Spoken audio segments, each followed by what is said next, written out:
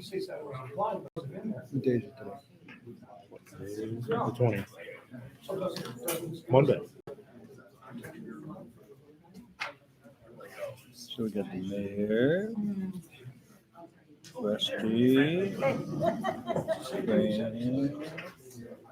Ryan, and my friend Ryan. So we're missing a bunch of people. Uh-oh. We're missing Nate to start How with. you doing? I sent him my email. Did he not get my email? We've been having trouble with people not getting my emails. Well, he may be not exactly sure what this place is. Matt, how you doing? Hey, nice to see you. Hey, I saw your kid painting today. Was he painting? The theater? Over at Terry's, yeah. I figure you're doing community service, probably. That's what it seems like. Yeah. It's the same thing we just took out, but whatever you Hey, got. well, I'm thinking of it. Yeah, So he wants to join the Elks.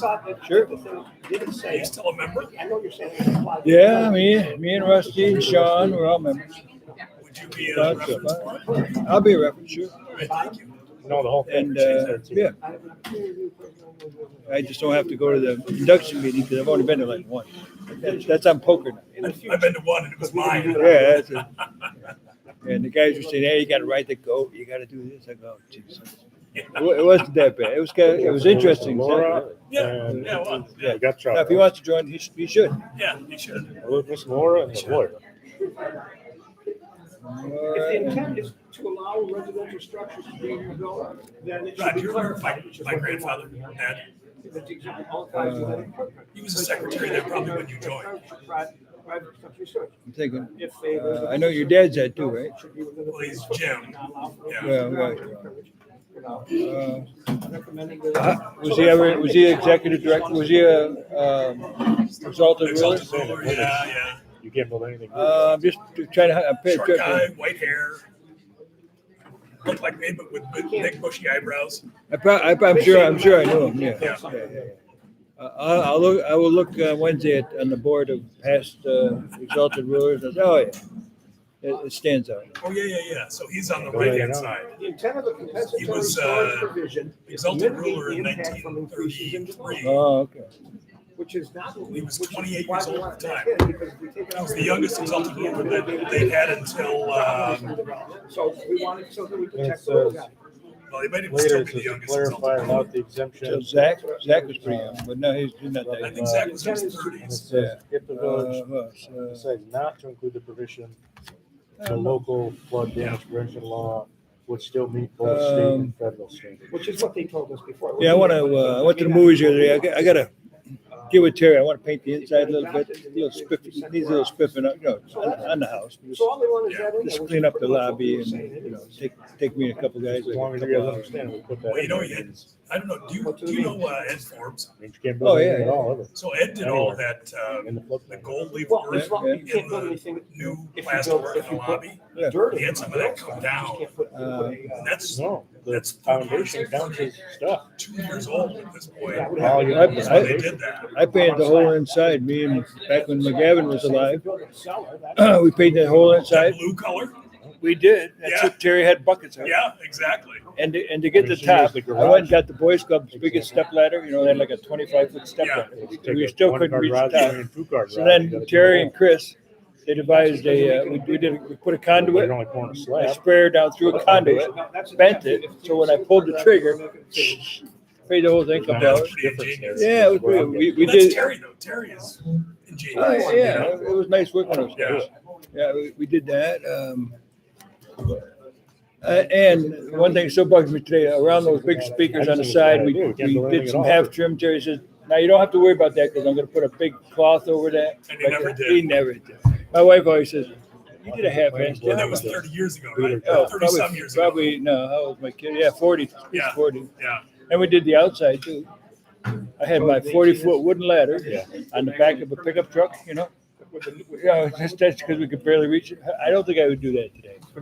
That's probably the last time the outside was painted. Yeah, but for the crews that are around today, we could, get a couple guys with a bucket truck and big man. Yeah. Yeah. That's a great building. Boy, it's tall. It's taller than it looks. In the back, it gets way back. Yeah. I think it's interesting. Yeah, I agree. Gotcha. Hey, Rusty. How you doing? All right, Hang on, so Laura's here, everybody's here. Charles Charles is online. online.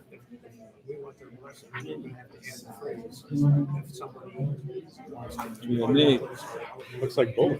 right. After the public hearing. But that was pretty much our intent. Not much else on the agenda. If we're gonna pass it. Yeah. It would be, it wouldn't need, because we think it's outside the footprint. What's that? Right. Oh, good.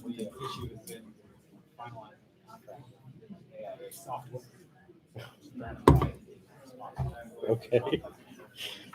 So did he figure out his computer problems? Perfect. Hopefully he's doing something. Good luck to us. Can I look at it? Yeah, I'm sorry. So no, Jim Morris, no. Yeah, I printed that out too.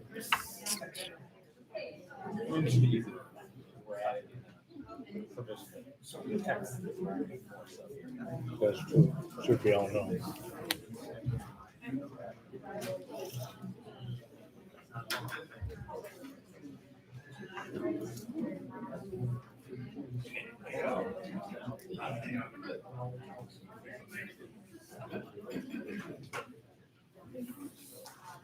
All right, are we ready? We think we got everybody. Do we have a flag? We don't. I don't think we have a flag. We'll pretend there's one. All right. Call the meeting to order. First thing is a pledge of allegiance. I don't see a flag in here, but we'll pretend there's one. Up here in the corner. Okay. Pledge of Pledge allegiance to the flag of the United States of America and to the republic for which it stands, one nation, under God, indivisible, with liberty and justice for all. All right. And the first thing tonight is the public hearing to discuss local law number 2 entitled Flood Damage Prevention. So, okay. So we're going to do the public hearing to start with. So I guess who wants to go first?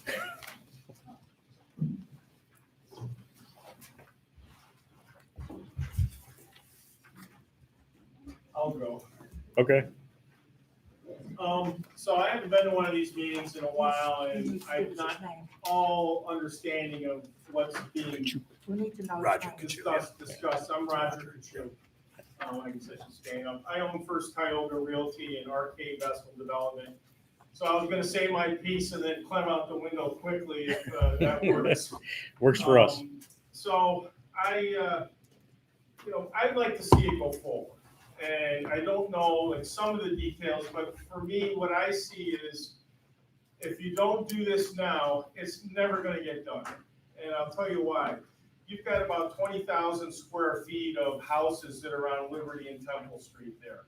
And they're ranging in age from 1850 to about 1900. And they are in various levels of disrepair, to put it nicely. Some are in downright dilapidated. And what you have is on the other side of the coin. Who's gonna come and fix these houses up? So there's no major development that's gonna come in and say, I'm gonna take that block and I'm gonna rebuild them back and make them look historical. I just don't believe it's gonna happen. I think to renovate those houses, you're looking at somewhere around $50, $60 a square foot or more to do those houses. So the math comes out to be somewhere around $150,000 a house, or overall project, if you want to do 7 houses, you're into the over $1 million. There's just nobody that's going to do that because you'll never be able to rent it for enough to cover that cost. You'll never be able to sell it for enough to cover that cost.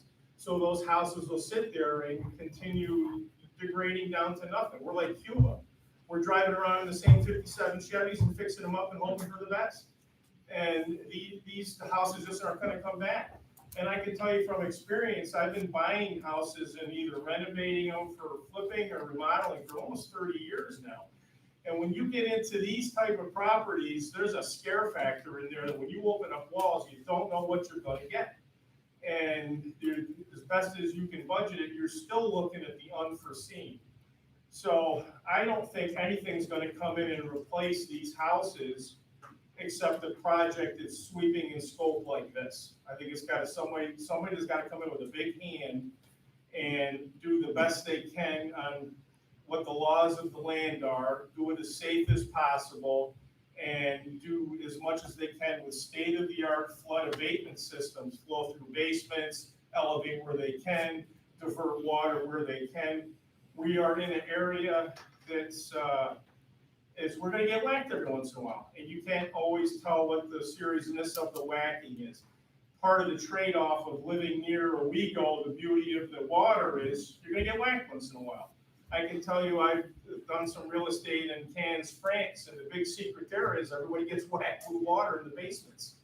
But they like to live by the water, and it's the same thing here. So I think on the other side of the coin of this is you've got a drastic need for quality, safe, affordable, low-income housing. If you get lucky on one hand and get someone who says they're an investor and they're gonna take over one of those properties, do they have the deep pockets to actually turn that property around? Or do they go in, which is not just in Owego, but typical in the southern tier, where they just got a bare bones budget to capture the property and put people in there with minimal living standard, and when things need repairs and updating and upgrades, that's not there. Now code enforcement has to chase them, village has to chase them. I think by going in and doing a project like this, you know, is it gonna be 100% perfect, and is there gonna be people not happy about it? I mean, that's anywhere you do development. I mean, you're just gonna have that. But I think that there's a lot, if you do the Ben Franklin decision-making chart, you put the cons and the pros on one side, there's a lot more pros here than there are cons. I think it's gonna be a boom to businesses, small businesses in the village. I think it's a nice piggyback on for the park that's gonna be right behind it. And I think when you've got a big section of acreage now, this development, it's like when they did Times Square back in the 90s, all of a sudden it starts filtering out and everybody's fixing up their stuff, and now you got a pretty good sized area. So I'm for the project. I know there's a lot of issues with, you know, properties nearby and the effect, but I really think the water can be mitigated and sorted out to as best as possible. And I think that if I'm like, and I own a property on Central Ave, and I say to myself, am I better off having those dilapidated properties on Temple Street, or am I better off having something nice, clean, affordable, modern, where people can thrive and the community does better? So that's my thought on it. I know that everybody's not on board with what I have ideas for, but I just wanted to say my piece tonight and let you know what I was thinking. All right, thank you. Sister Mary, I think was next. Sister Mary Ryan. I 100% support everything that Roger said so eloquently. Thank you, Roger. Thank you. So I'm here to support the project and to note that I am against the amendment that's being brought forward. I think that the amendment is a death knell to creativity, to business entrepreneurs, to young first-time home buyers, to current renters who can never hope to live in anything but substandard housing if they wish to live in Owego. Do we not address community needs in this village because a not-for-profit is proposing a solution that threatens an increase to the tax base? Do we stop dreaming? Do we put on hold the vision and creative response of not-for-profits and settle for mediocrity or less? When do we begin to evidence care for our neighbors in need? For those who are simply desiring to live in a safe, affordable, and peaceful community where they can raise their children. This very day, I was confronted with a homeless couple. The closest shelter available to them is in Rochester. The father works 2 jobs. They don't want to go to Rochester because they have a child in the Owego Appalachian school system. On the side, the father picks scrap metal for whitesmiths. They cannot find housing in Owego right now, today. Because they have no real choice, they live in a car. How do we help them? This couple volunteered every day for us for over 2 months, Monday through Friday. Are they undeserving of our help?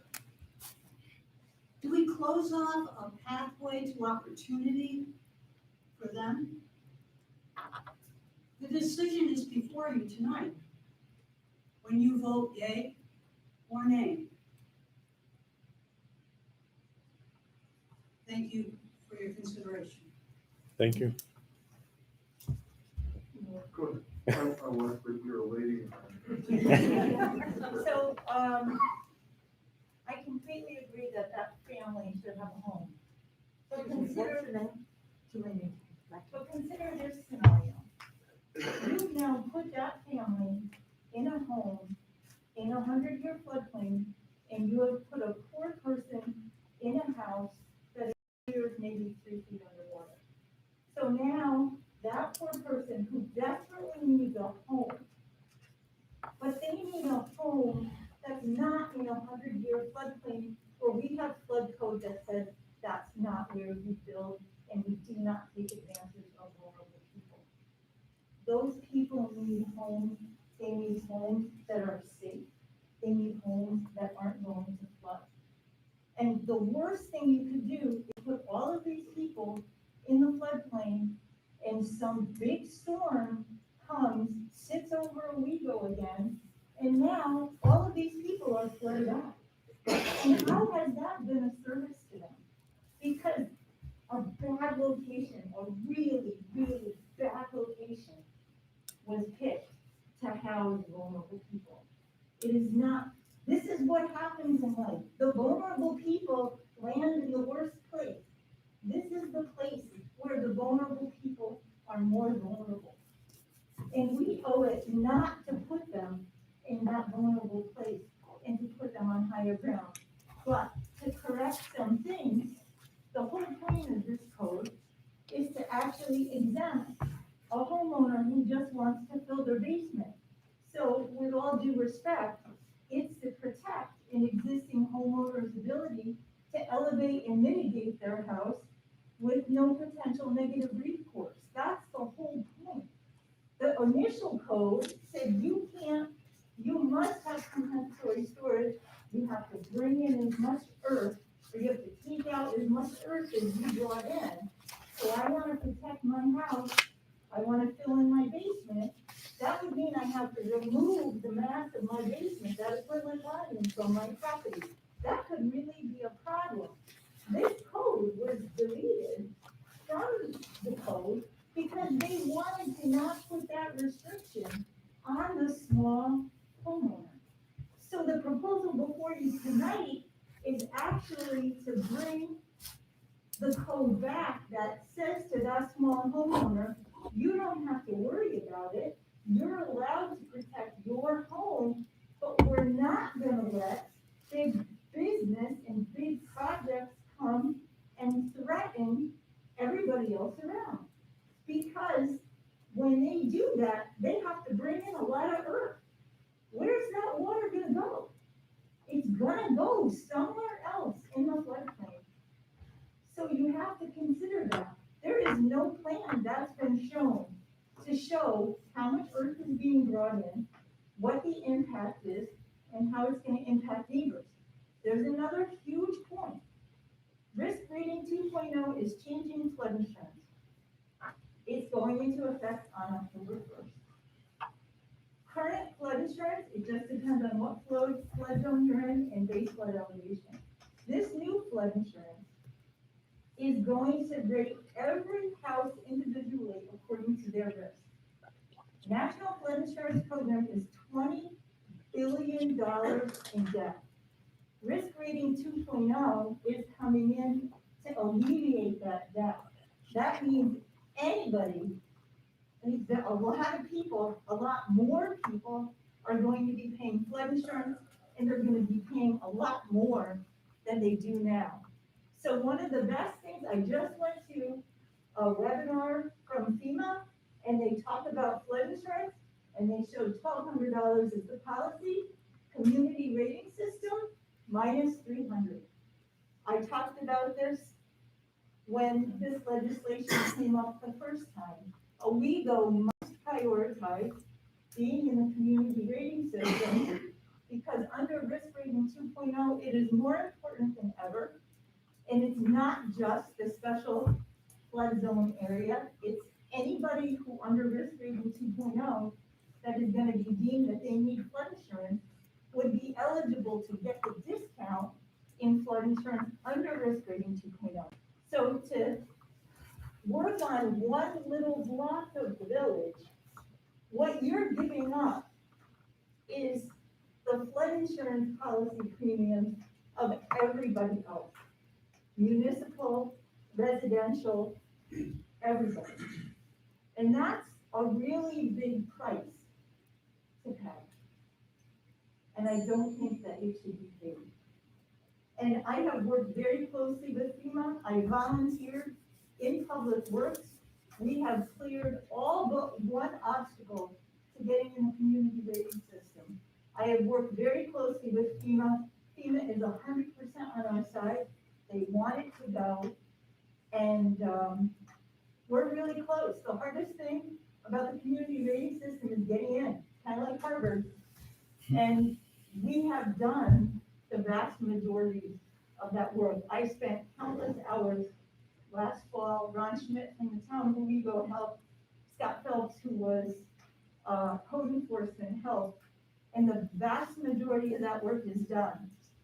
And the community rating system, discount system, it goes by points.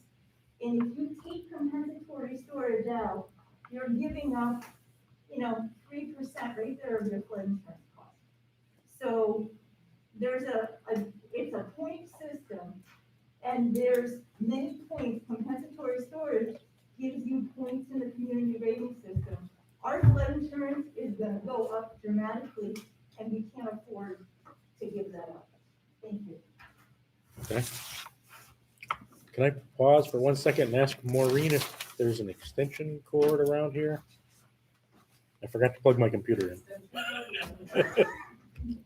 No problem. Good evening, my name is Max Delapia, and I have the pleasure and the honor of working not only with Rector Center on your board of directors, but also on the Tioga County Rural Ministry. I'm from a small town, much like Owego. It's kind of like if you airlifted people from my hometown and dropped them in Owego, they take off their blindfolds and they look for their house. It looks just like my hometown. They used to have a little thing called the Tuesday Committee. And in the News Advocate, Manistee News Advocate, they put a picture of what's on the docket for the Tuesday Committee. And they tear it down. And then, but they didn't really build a lot. I guess the analogy I'm trying to make is I acknowledge and agree certainly with Mr. Kachuk and Sister Mary, and I also agree with you, Julie. However, I would say that we should at least give this project an opportunity to use design, proper design, to alleviate the risks of flooding. And yes, people can be flooded, but if the living areas are not affected, it's much the same as people that live on the coast. And they have a ground floor that they don't have things in. And if that's part of the design, would you agree that could be done with design without requiring large amounts of dirt to be brought? Is that true? The problem is it's in a hole. It is, but if you can get the living spaces above the flood area, you're not abandoning these people to flooding understand what you're saying about poor people. And I agree that poor people are very vulnerable. They're vulnerable to lots of things. This is one, but they also have terrible opportunities for housing, certainly in this area. They also have special needs. And being on RACR board and on the Tioga Rural Ministry Board, I have two things that are very close to my heart. People that are not of means, that can be helped, and we try to help them. That's part of what we do. And other people who are also very vulnerable. They may be disadvantaged in, they may have special needs, could be autism, could be Down syndrome. But the idea of RACR Center is to allow everyone to have the best standard of living or that they can have and feel like they belong. And those two things, the rural ministries and RACR, have been working on this project for over 5 years. This is very important to each of them. And let's just consider yourself to be a poor person, a person of means. Not of means, but someone that is struggling. What do you need to get a job? You need to have access to the places where people offer work. We're not in a large metropolitan area that has a very robust transportation system. The meager one we had has been eliminated. So if you take people and you put them out in the boonies and they can't walk to the store or walk to a potential job, you've just taken them, you've isolated them, and that's the cruelest thing I can think of that you could do. This is something close to my heart, and I know we're all here to serve.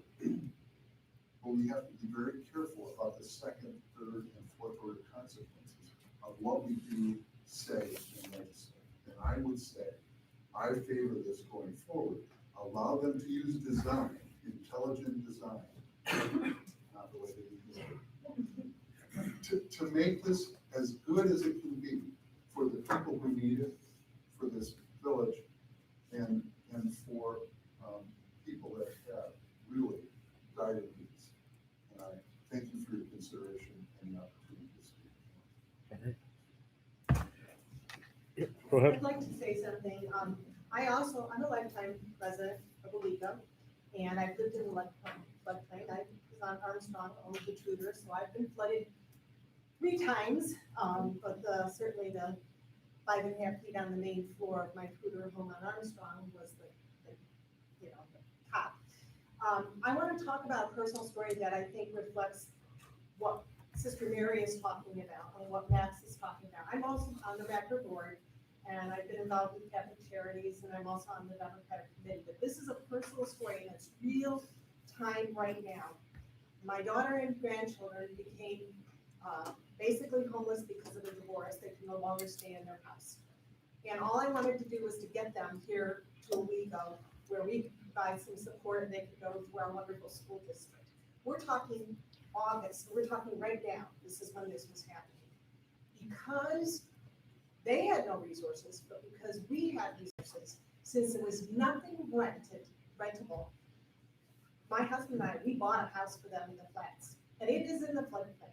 And if we get a 100-year flood, it will probably flood. And I took that because their need is right now, it's urgent, it's immediate, and I opted to say, I need a home for them now, and if we can get 5 years out of that situation before we have to worry about a flood, I would be thrilled. That's the kind of decisions people without resources have to make. It's not, when's the next flood? It's, what am I doing right now? I'm living in my car. I have to leave a bad situation. I need to come back home where I have support. I need a home now, and there's nothing available. So that's why I support this project, knowing that we have issues with floodplain and insurance, and I'm gonna pay insurance because I want to protect my investment. But this is an urgent need that we can't ignore.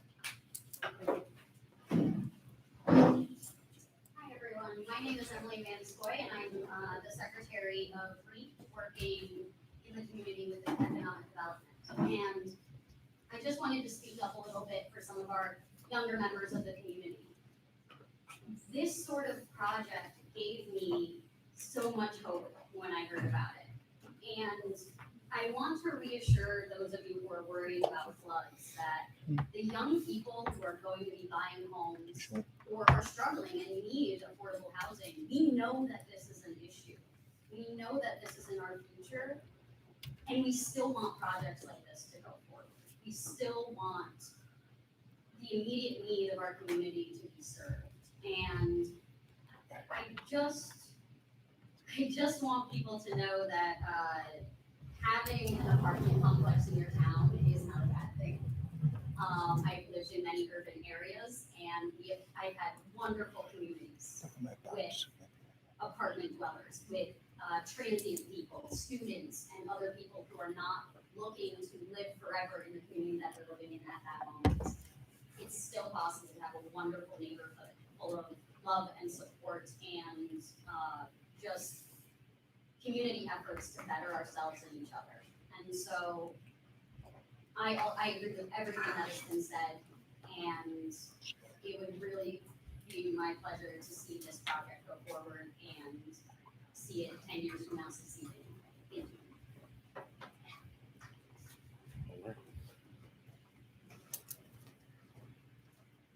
Kevin? Yeah, I'd like to talk about something a little bit different. I'd like to talk about the amendment under consideration this evening. And want to give you some history about how it came to be in the floodplain development law, or prevention law. In 2012, April 2012, unrelated actually to the flood of 11, we had a new floodplain damage prevention law from DEC. We got it from FEMA. We had to take that law and use it. We also had 5 optional additions that we could make that we thought might improve the floodplain law for neighbors and also to get credits with the community rating system. It does not seem fair that somebody could develop their property and build it up to the detriment of their neighbor. It just doesn't seem like a fair concept to me. And the community rating system, if it doesn't come to fruition, the town, the village is gonna go away. Because everybody's paying flood insurance, all not-for-profits are paying flood insurance, governments are paying flood insurance, and they're all gonna go up.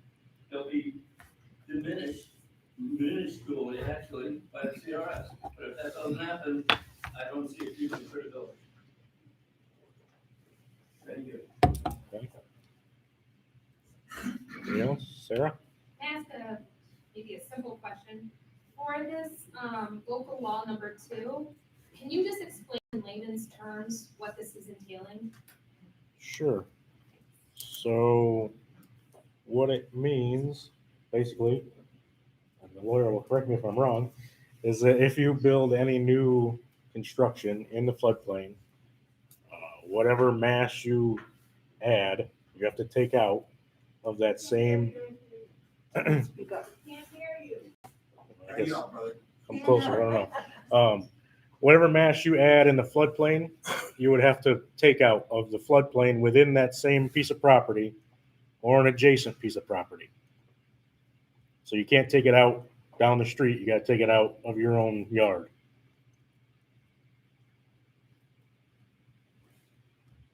So a mass could be fill, could be a foundation, could be concrete slab, whatever.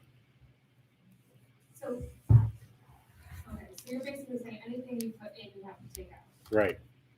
And that's for a property that's authorized for development, not for an individual homeowner. Any construction. Homeowners, industrial, commercial, doesn't matter. Yeah, right. I thought the amendment last week was only for existing residential. That's correct, except we got guidance from the DEC that says they won't support us doing that. That it either has to be that or nothing at all. And if the DEC doesn't approve our flood mitigation law, everybody is disqualified from flood insurance.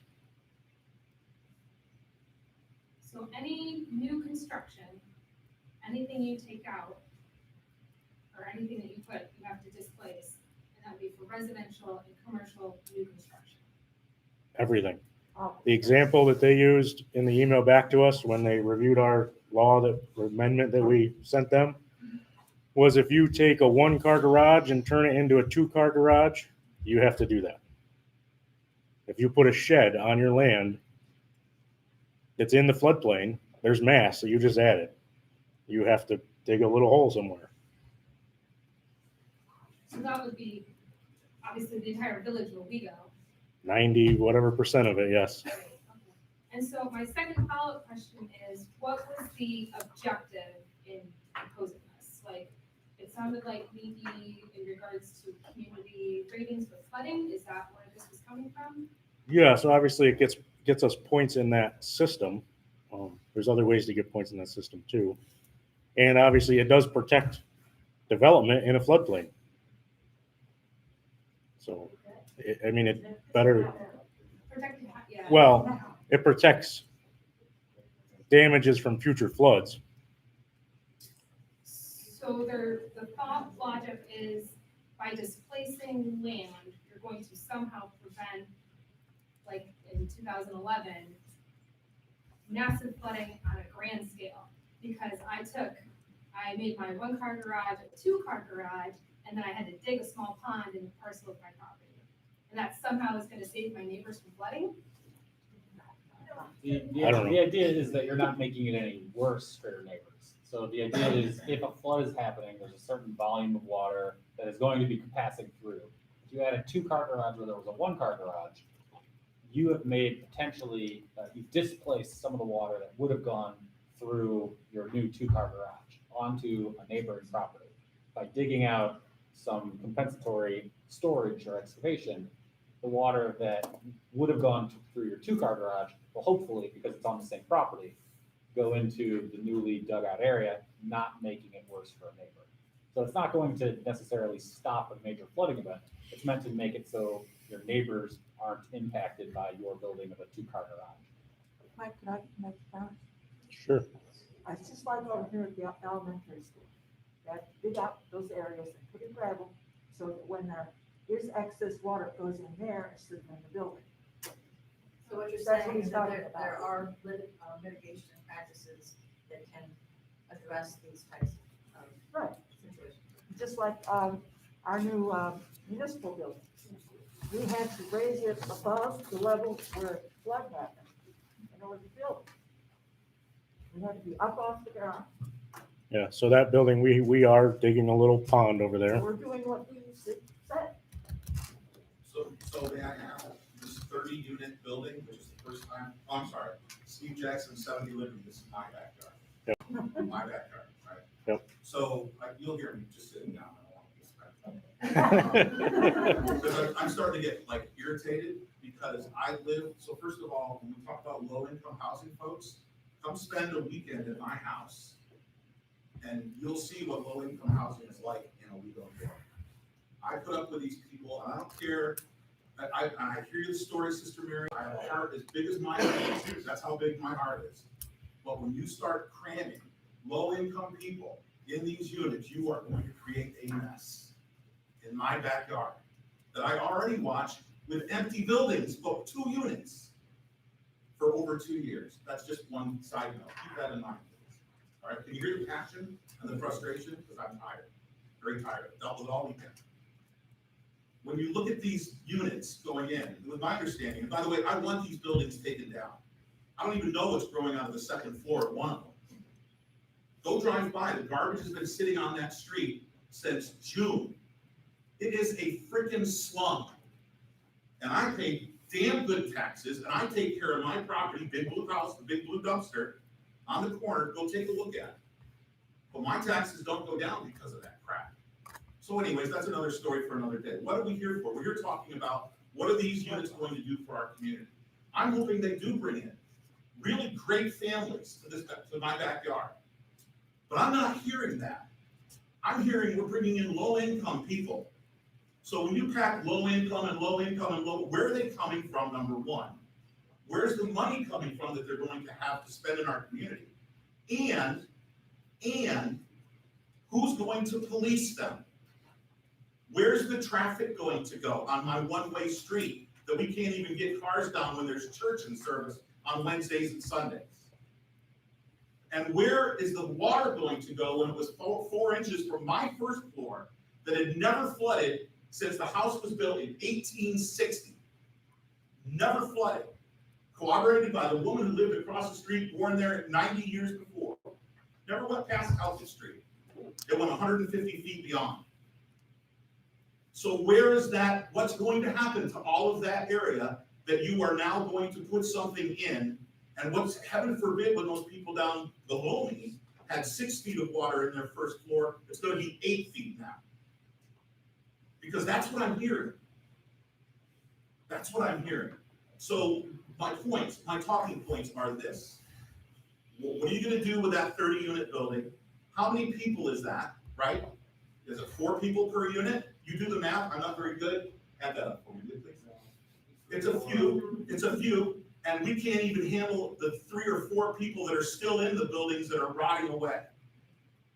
Who's going to manage that? Who's going to review those people when they come in? Are we hiring more police officers to do that?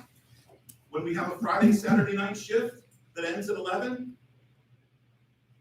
So I apologize for I was really trying to hold my tongue and to be kind of professional, and that just went out the window. But you can feel my frustration, so thank you. I'll stop. Or if you want to say something. I just really need to address something.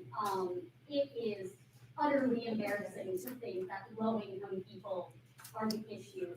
The issue is when low-income people do not have opportunities, when they do not have employment, when they do not have transportation, and when they do not have dignified housing.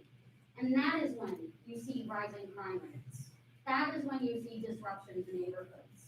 When people are taken care of, they are glad and willing to be a part of your community. And it's embarrassing to hear that from my community, that you can just write off people because of their current financial situation. I didn't say all people. I said some. Low income. I said some people. But you said that That concerns cramming people. low income people into a space is the issue. It So concerns. go ahead, guys. I'd like to, Maureen Abbott, I'm the Executive Director of Five Opportunities, and I live in Crestview Heights in Cuyahoga County. I want to address the low income issue. This will not be predominantly low income housing, okay? So whoever is using that is using it wrong. The median, the income eligibility for the units is broken down as follows. 23 of the units would be 50% of the area median income, which is $34,368.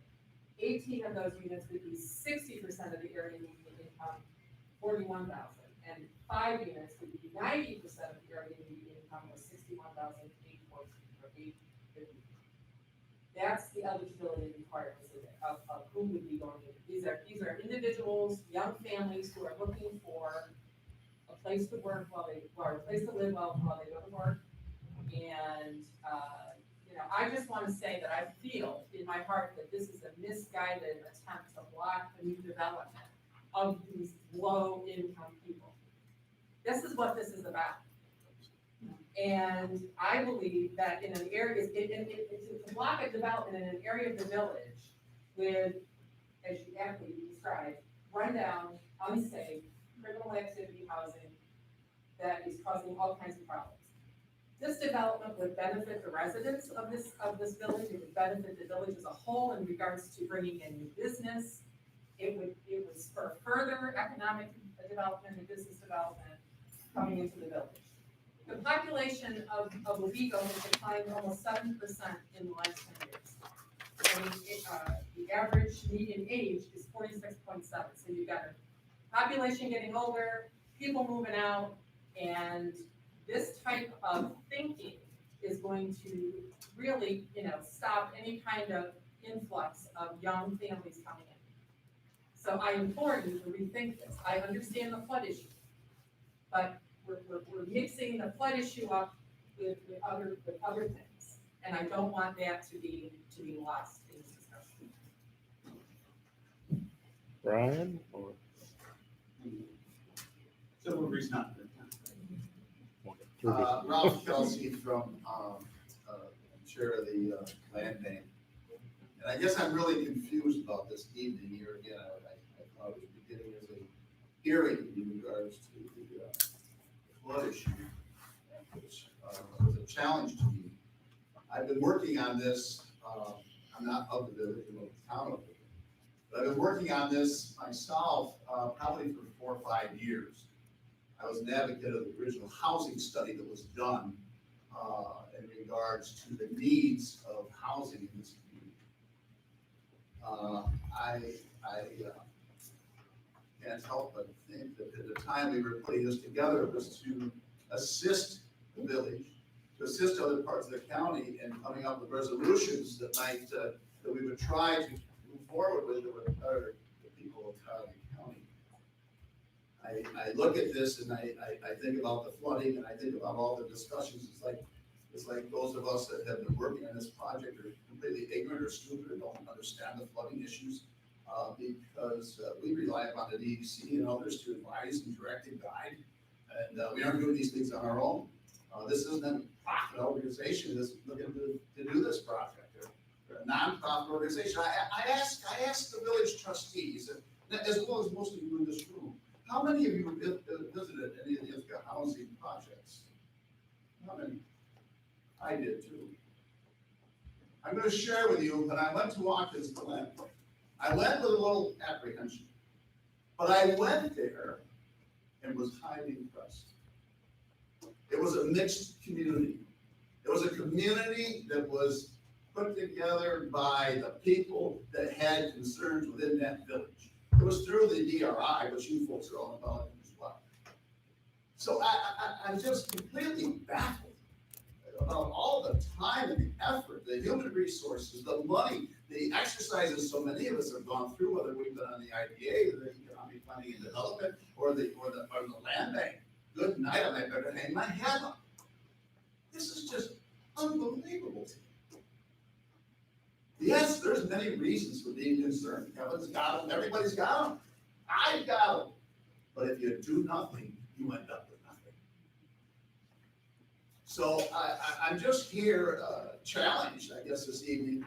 I don't know how much money the Economic Planning and Development Department has brought into this village. And it certainly has helped over the years. And to think that we're trying to somehow damage the village by going through this exercise is just unbelievable. So anyway, I'm an advocate, as you can tell, of moving forward the project. I'm an advocate of a mixed community, a combined, a blended community. I went there, I saw some real challenged people at that housing complex in Watkins Glen. But I also saw a guy had an art collection that was from his family in Hungary that was just absolutely out of this world. What better way to try to move forward other than to try to segregate one another and push one another to different corners? I think we better think hard before we just toss out this 10, 15 million bucks or whatever it is, which you'll never see again. I guarantee you that. You'll never see it again. Not in your lifetime.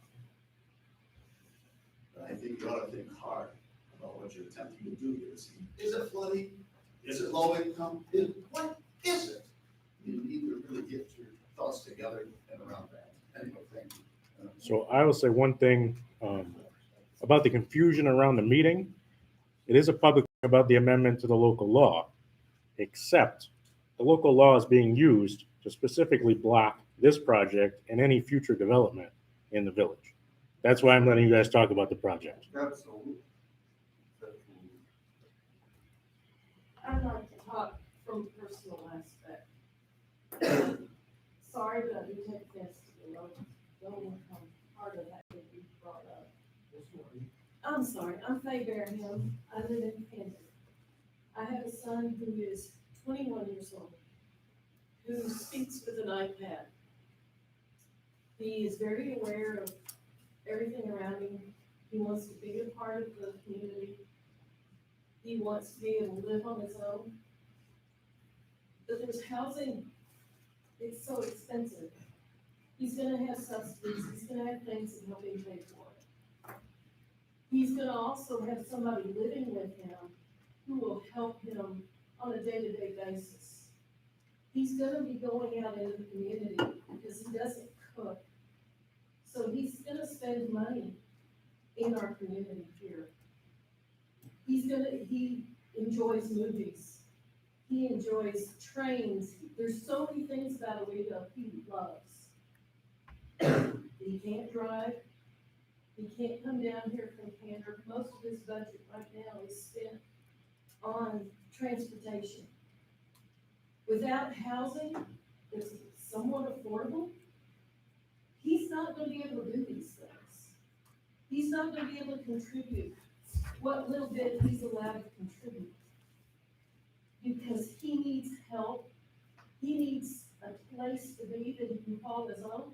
All he wants is to be able to play his movies in his room and have his cat and be able to go out and enjoy the community. He's not doing, unfortunately, there's rundown stuff where you're talking about, and I get where that draws in the bad elements. This is not what they're talking about. This is gonna be a place that's safe for my son, and because he's gonna have somebody living with him, they're gonna make darn sure that it's safe for them as well. We need someplace for these kids. There's nothing in Tioga. Nothing at all.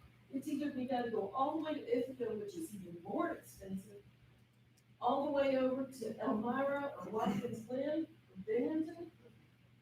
He's not used to that. He's used to Cantor being a small town where people know him.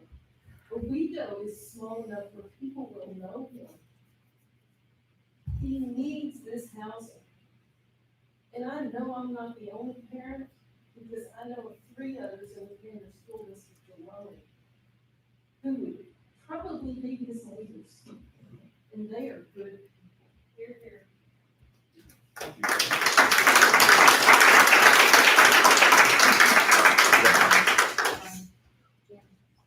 Ladies first.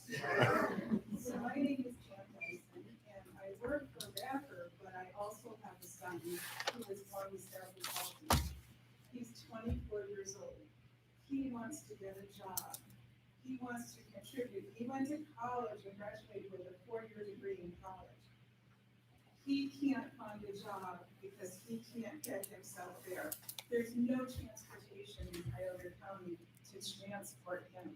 He was so looking forward to this housing complex because it would give him the opportunity to be out from under mom's skirt, out from under dad, to be independent, to live on his own. He would have a living caregiver because he needs someone to help him to shower and get in and out of his wheelchair.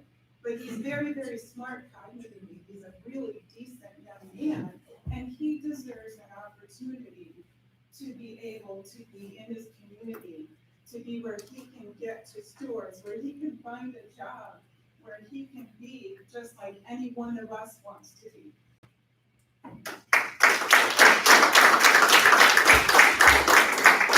Brian? So I'm Brian Reber, and I'm here as a board member and representative for Tioga Opportunities. I've lived in town of Owego for the last 20 plus years. I've been a member of this board for over a dozen years. And if you know anything about TOI, it is to create self-sufficiency for our most vulnerable population. So a few things though that I just kind of see this project as. First and foremost, it's a cornerstone of economic development in this community, is this project, right? We're addressing an area that needs addressing, and I don't think anybody, including those that live there, would disagree. The concerns you guys have that have not been in support of this project are real. Safety is first and foremost to all of us, both physical from violence or crime or flooding. But we have to look at the facts first, right? This is not an unknown flood risk. We've all lived through it. Look around in this building, because this was the only shelter that was open in this community for the entire flood in 2011. There were many other organizations that weren't able to serve this population. We did.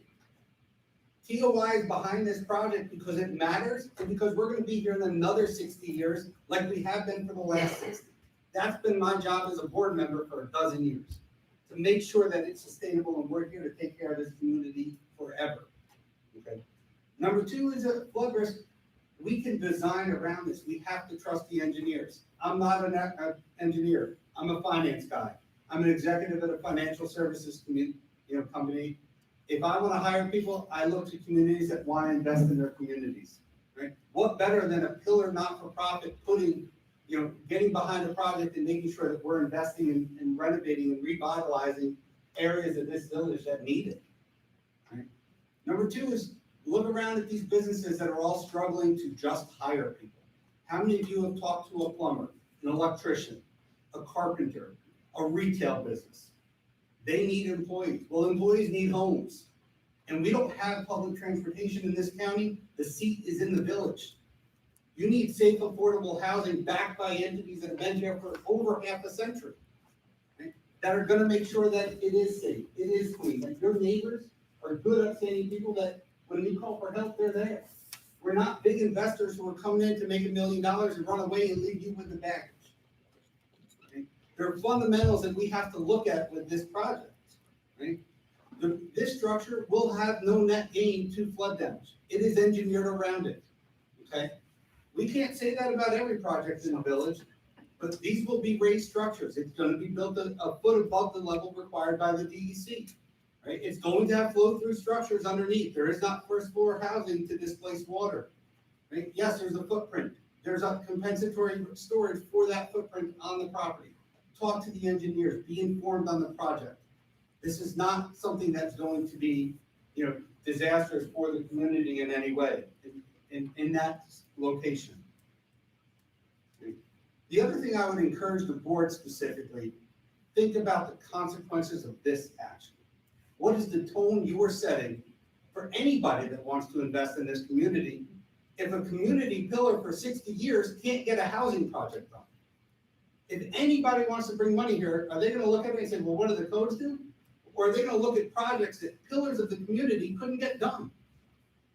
Why could somebody else come in and say, I'll bring $10 million to the village of Owego when we couldn't?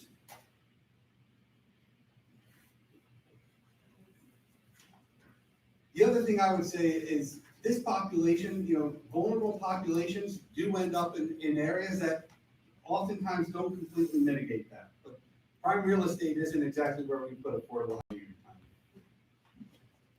I would encourage you to also know that it's the infrastructure around them. You can plan safe, affordable housing. You can engineer it to keep them safe physically, their premise safe as possible, and you can put structure and infrastructure like title opportunities behind it to make sure they're cared for when that 100-year flood comes again.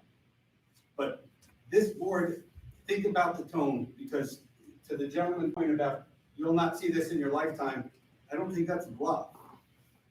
I wouldn't bring my company here if I looked at it and said, why am I going to go build a headquarters? Why am I going to go hire 50 people? Zero chance that happens if the people who live here can't do anything. Thank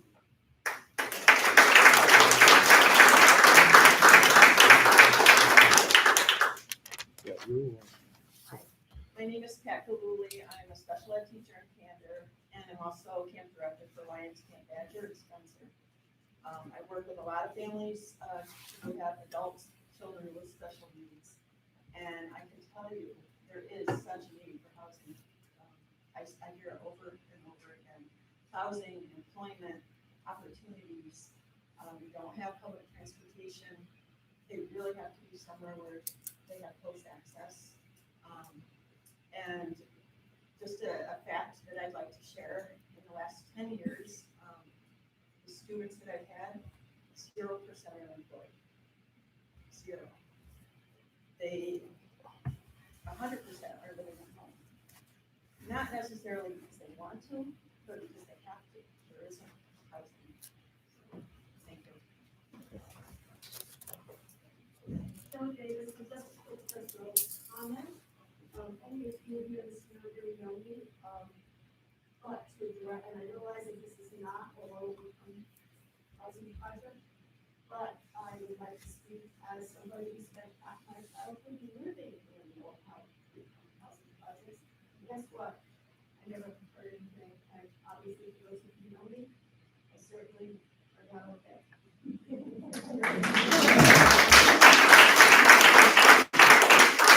Right, just a quick question, and you may have discussed this at some point in the past, so, soil in, soil out, the, Arts Park is right behind this project. Has it been discussed, because my understanding is that's gonna flood periodically anyway, and it's gonna be built to mitigate that as best as possible, but they're gonna work with it.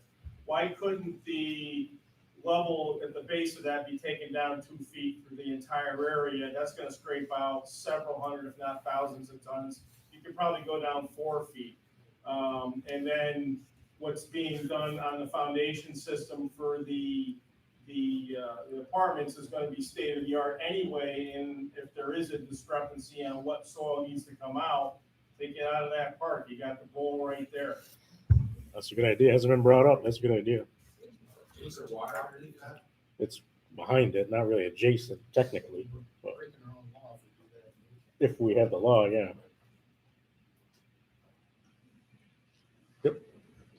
Yeah, my name is Gail Pito. I've had the pleasure of working in Cuyahoga County for 25 years in human services for 3 different nonprofits that serve a number of different people. I've also had the pleasure of living in Cuyahoga County as a resident for the past 18 years. I've worked in housing services. I did about a 12-year stint helping people with housing. And I can tell you one of the goals I had was to be able to work on a housing project in my own backyard. I spent a lot of years wishing I wasn't giving all of my time and energy to Binghamton and Johnson City and Endicott. It has been an honor to be a contributing factor in the potential housing opportunities available in Owego.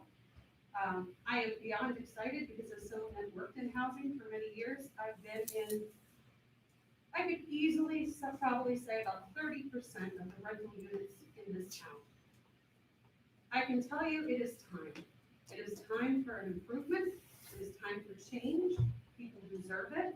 And if you put something in place that prevents change, and prevents new things from happening, I don't know, I'm not gonna be real proud to be a part of this county. Because this county has always been about trying to help each other. And that's the beauty of this county. It's a small community where people care about people. They help their neighbors. And I agree that this project can bring in more bodies, more talent, more employees, more taxpayers, because they do pay taxes, more opportunity, and there's agencies surrounding them, like several of the ones here, that have a vested interest in ensuring that every single person in those buildings are successful, safe, and contributing members of society. So I love that someone has offered some problem-solving opportunities tonight. I think there needs to be more of that.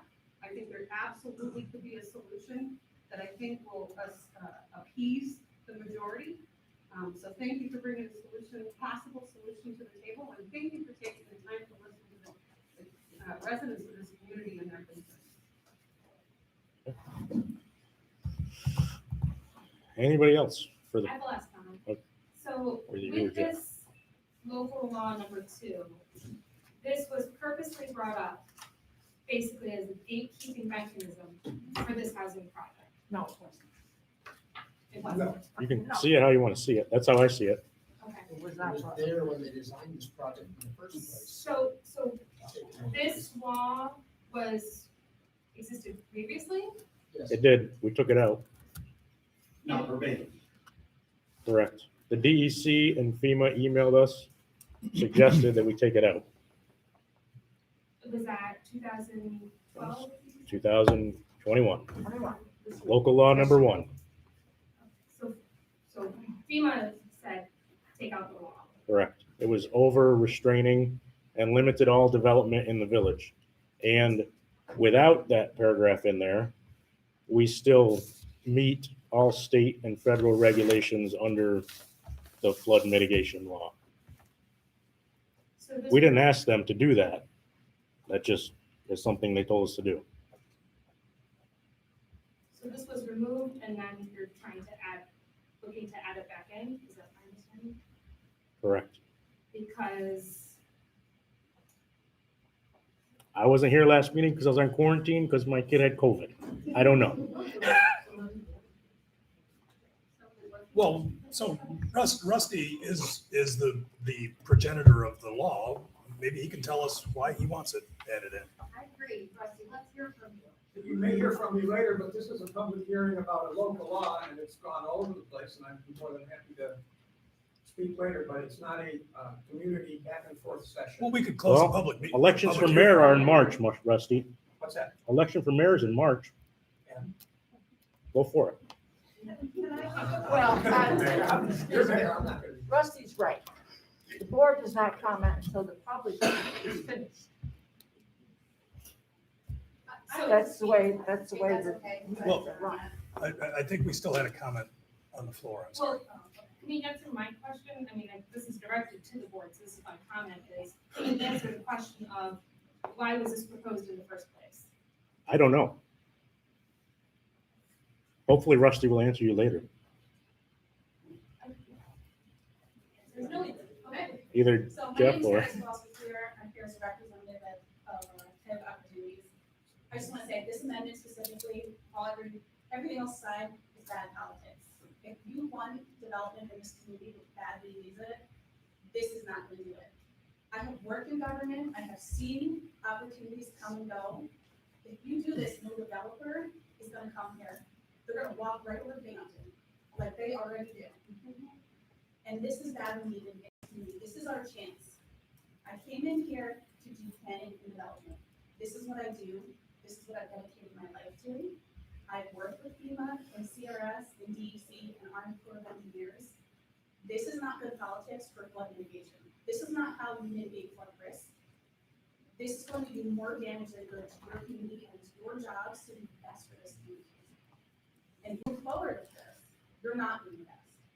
This could be a keystone project where we could turn to as a community and say, look what we've done. It could open up opportunities for private investment, for future grant funding, to say, look what we were able to come together and do as a community. If you pass this amendment, whether or not FEMA, DEC, anybody agrees with it, it's bad politics for this community.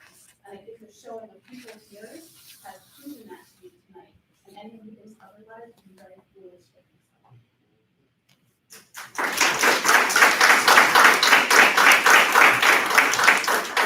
So we had Jeff. Jeff hasn't gone yet. Did you? So my name's Jeff Van Wagen. I live here in the village of Owego. I just wanted to say, number one, I'm for the project. I think it is a good project. The engineers have designed it to mitigate any flood issues. I saw the presentation from them. Two, I really think that, Mike, you actually hit it on the head, that this was taken out of the law to be able to allow development to happen that DEC and FEMA said was too stringent. And now somebody's decided that they don't like the project in front of them, so they want to put it back in to be able to kill the project. I think you hit it on the head when you said it specifically said to kill this project. So I don't think that's fair of the village board to do. Obviously, you all thought about the law before and felt that it should come out, and voted for it to come out. I don't understand why now you're deciding to vote to put it back in here. Okay. We have Julie and then I just have a question for you, Mike, because, you said that DEC would potentially exclude the village from NFIP? And if, under what circumstances? Because if the village gets excluded from NFIP, it's all over. So Yeah. what was the circumstance in which they said they would exclude the village from NFIP? so any change to our flood mitigation prevention law, which Amendment 2 is, has to be reviewed and approved by DEC. That approval takes usually 30 days. This one happened in 1.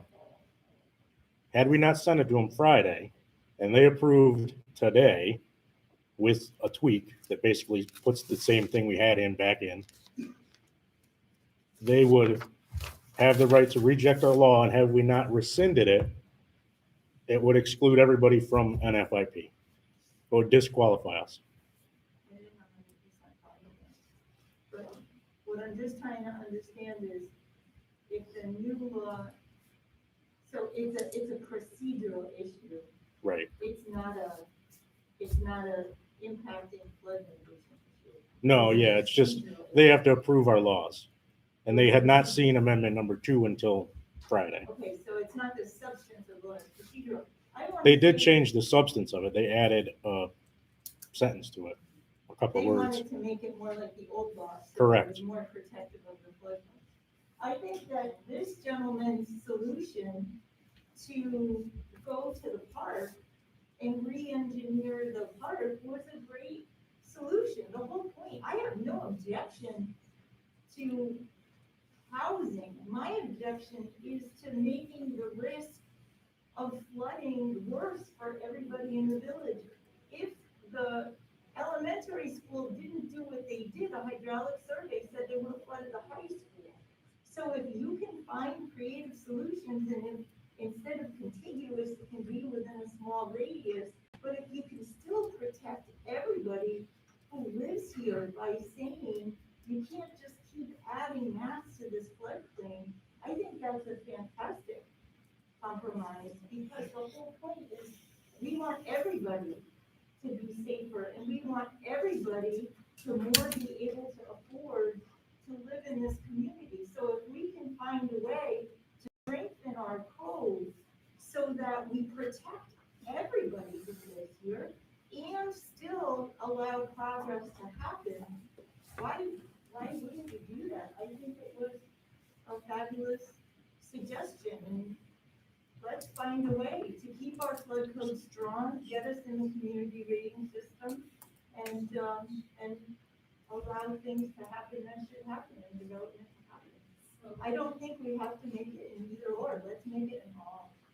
I think Julie brings up a really good point, but part of it is a reason also why we should not have a general broad brush, a change to our policy when you can look at having reviewed a very specific engineered, well thought out plan for a building that can allow this town and village to grow.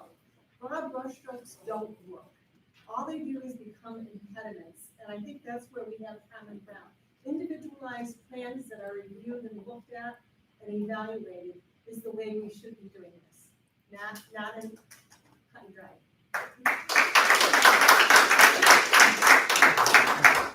Jeff? I just want to say one more thing. Last board meeting, when this law was brought up, or the revision to this law was brought up as existing residential only. And I remember going back and forth between, you guys were going back and forth between a couple board members saying that one to be existing, needed that word in there, and also residential. So I'm not sure if, well, now that the DEC has weighed in and changed it to everything or nothing, if it really pertains or has the same meaning as it was meant to have last board meeting. So again, that's just my personal opinion of another reason to say no to this. Yeah, so I guess what I was talking to the lawyer about, because he understands the DEC better than I do, is that the amendment that Rusty tried to propose was that existing structures would be exempted from the compensatory storage requirement. The DEC, well, existing residential structures, the DEC waited and said, apparently under the clause that we took out, that was already the case, just nobody knew it. You had to do some research somewhere. So. But again, it was just residential, it wasn't commercial, business, and everything else. So it Right. changed to that after DEC got it. Right, to anything with the existing footprint. So Yes. if you think about. So this take a local building- law applies to every structure in the village, whether Right. it's residential or. Commercial or industrial or whatever. Right, it does now, I'm just saying, I think. No, last no, board the meeting, it was proposed only meant local to be law. residential. No, the Right. proposed local law Correct. would apply to, if you want to put Right, the a proposed. one-story, or a one-car garage addition on your house. Right. You've got to dig a hole in your backyard. So the proposed law would pertain to residential, business, commercial, whereas last board meeting, it was proposed the law to be just towards residential. So the draft local law says that you have to provide compensatory storage if there is development. Development means basically anything new. And then we added in language to this from the prior version that was removed several months ago to exempt out from that requirement that repair, replacement, or elevation of residential structures, meaning things that already exist, would be exempt from that compensatory storage requirement. So, But that's not exempting an individual homeowner. No. That's exempting an individual homeowner if they just want to replace their roofing.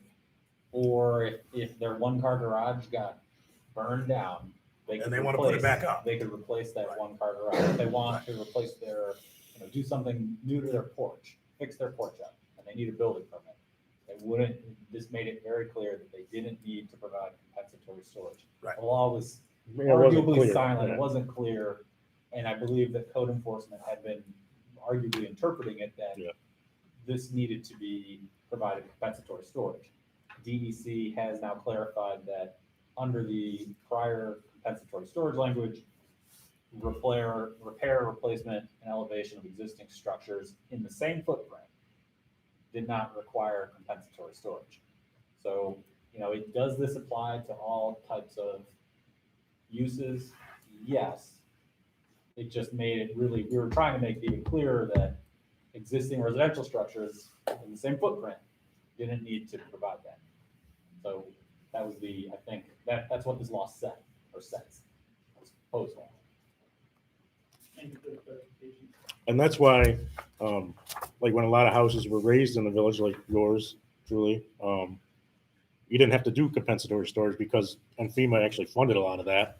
That's why they funded it and didn't make you do it. My understanding was that the whole reason why the board voted to remove the code was because they were worried about the small residential structures being adversely impacted when in fact there was no issue with it.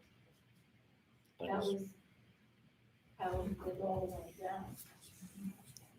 That the code was removed to protect the small homeowner who in fact was already protected. Is that a fair assessment of that meeting? We didn't know it then, but yeah.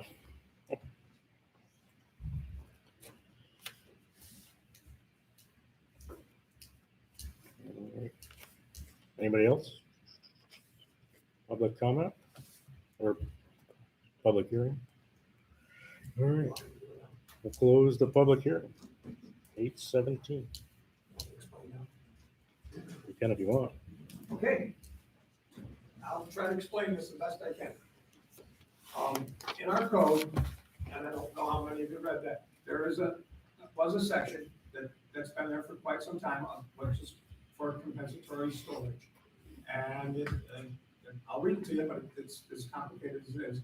Whenever any portion of a floodplain is authorized for development, the volume of space occupied by the authorized fill or structure below the base flood elevation shall be compensated for and balanced by a hydraulically equivalent volume of excavation taken from below the base flood elevation at an adjacent or adjacent to the development site. There's a couple of sentences that they have to drain freely to the water course, which is important. And there's something about a pond. That's what it said. And that's what this language that we're putting back in, we took that out. Let me do it. Well, may I speak? I'm No, a trustee also. Go ahead, ask me, sir. Well, I asked you a question. I was interrupted. We took that language out. We eliminated that paragraph. Correct. Okay. Right. And the same language is now what we're looking for in local law 2 to put back in. What we're looking for. Is that yes or no? No, not the same language. Well, you just read it. It's nearly I've read identical the to old local law 2. Okay. Yes or no? Your answer is It's no? not the same. No, it's not the same. It's not the same language. You just read it and I was reading along local law 2 and it was the same. No, he just read from the code book, what we took out. Right. He read what we took out. Correct. And local law 2 that we're looking at right here, Right. I was reading along and it read the same. It reads the same up until the last line. And what's the last line? The last line is notwithstanding any of the foregoing, the elevation, repair, or replacement of residential structures and accessory structures shall be exempt from the requirements of this subsection. In the one in the law, there were no exceptions. Right. There were none in the original law. The village board decided in May, from prodding from some folks, and not for a development. So I know a lot of people are here talking about development. But when we decided this in May, that thing was too strict, we didn't decide that based on some development. We didn't even know about a development. This development that's been going on for 5 years, we didn't know about. The people that been working on it for 5 years, we didn't have any information, we didn't have any schematics, we didn't know anything about that. So we did not take this out to accommodate a development. We did not take it out to stop the development. We took it out because we thought it was too strict. And when we did that, the discussion was, we had the discussion about flooding, we had much discussion about that. A number of people came forward at that public hearing and said, don't do this. We had people from other places in New York State that said, don't do this, don't take that out. But anyways, we didn't like it because our opinion of that was that meant that nobody could ever do anything. You couldn't. Including putting a development in. Correct. Yeah. Are you trying to help me? Okay. No, nobody could do anything. Right, that's why we removed that language from the code. I'm agreeing with you. Could you wait till I'm done and then you can agree with me? Sure. Thank you.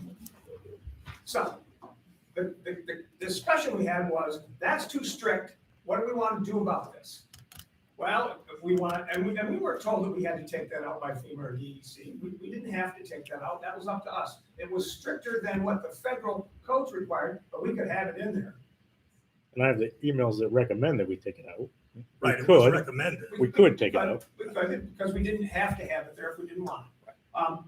So we talked about that and we said, maybe what we should do is just alter it to protect, because that was the logic of a number of us, to protect the residential homeowner, that this thing to us said we couldn't do anything. So we said, maybe we should do that. And we were talking about it, we were back and forth, and then we said, well, we can do that later. Those were the exact words, we can do that later, we'll take it out for now, because right now, if somebody wants to do some little thing to their property, they can't do squat. So we'll take it out now, and we'll address it later. But we didn't have the impression that we wanted to take that out and allow any and all development. That was not our plan for that, at least not some of our plans. So is it your hope that by passing this local law that we do kill that development? I think that's what No. everyone in the room wants to know. No, and you know why? What would be the logical consequence of wanna know passing why? this law? And here's why that's not the case. Okay, Because only 4 people voted to get rid of this law.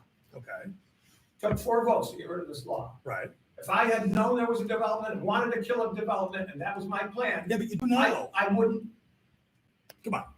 Don't treat me like an AH. Why are you Seriously. trying to fight with me here? I'm not. I'm trying to explain this to the folks. But everyone in the room wants to know, is it your hope that by passing this local law, that will kill this development? Because that's what everyone is here waiting to hear. No, that's not what I'm going to tell everyone here. I'm going to tell them what we did and why we did it and how we said it. Like I said, don't treat me like an AH man, Rusty. Well, then I'm smarter than what that. you said before, when I voted to get rid of this thing, then I wanted or didn't want a development. What did I want? What was I doing? What No, was I but now doing? you do know, now you don't want this You're development. fighting with me about my motivation and intention, which I don't appreciate, so stop doing that. Well, don't treat me like an AH then. I didn't start the I'm conversation smarter than with you. that. All right, guys. Okay, so I'd like to finish. Could you answer that question for me? I The don't room would like to remember know what it is. What's the question? whether your intention with this law is to kill that project. No. Okay, Okay. move on. Thank you. So, as I was saying, we said that we were trying to do this to protect the little guy and that we were going to revisit this and do that, or that was an intention. And that's what we've done. In my opinion, we have put in the language that we were talking about putting in to protect the little guy, to protect the residential homeowner from being able to do stuff. How are we protecting the little guy if we just put the law back in again? Because it has an exception. The one I read to you has no exception in it. None, zero, nothing about the little guy, nothing about a footprint, nothing. Nothing in there says you can't do it. The new one says you can. Okay. It says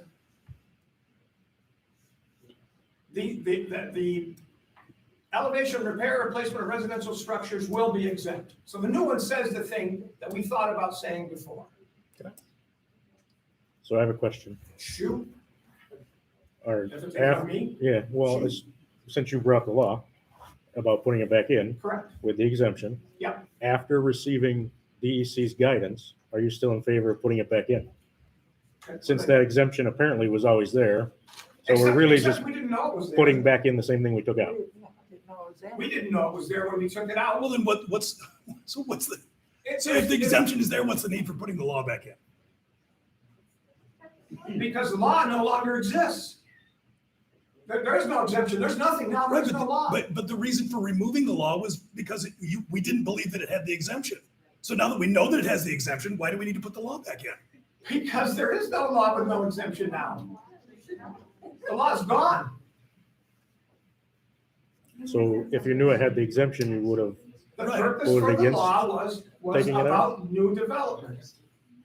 Right. We wanted. Yes.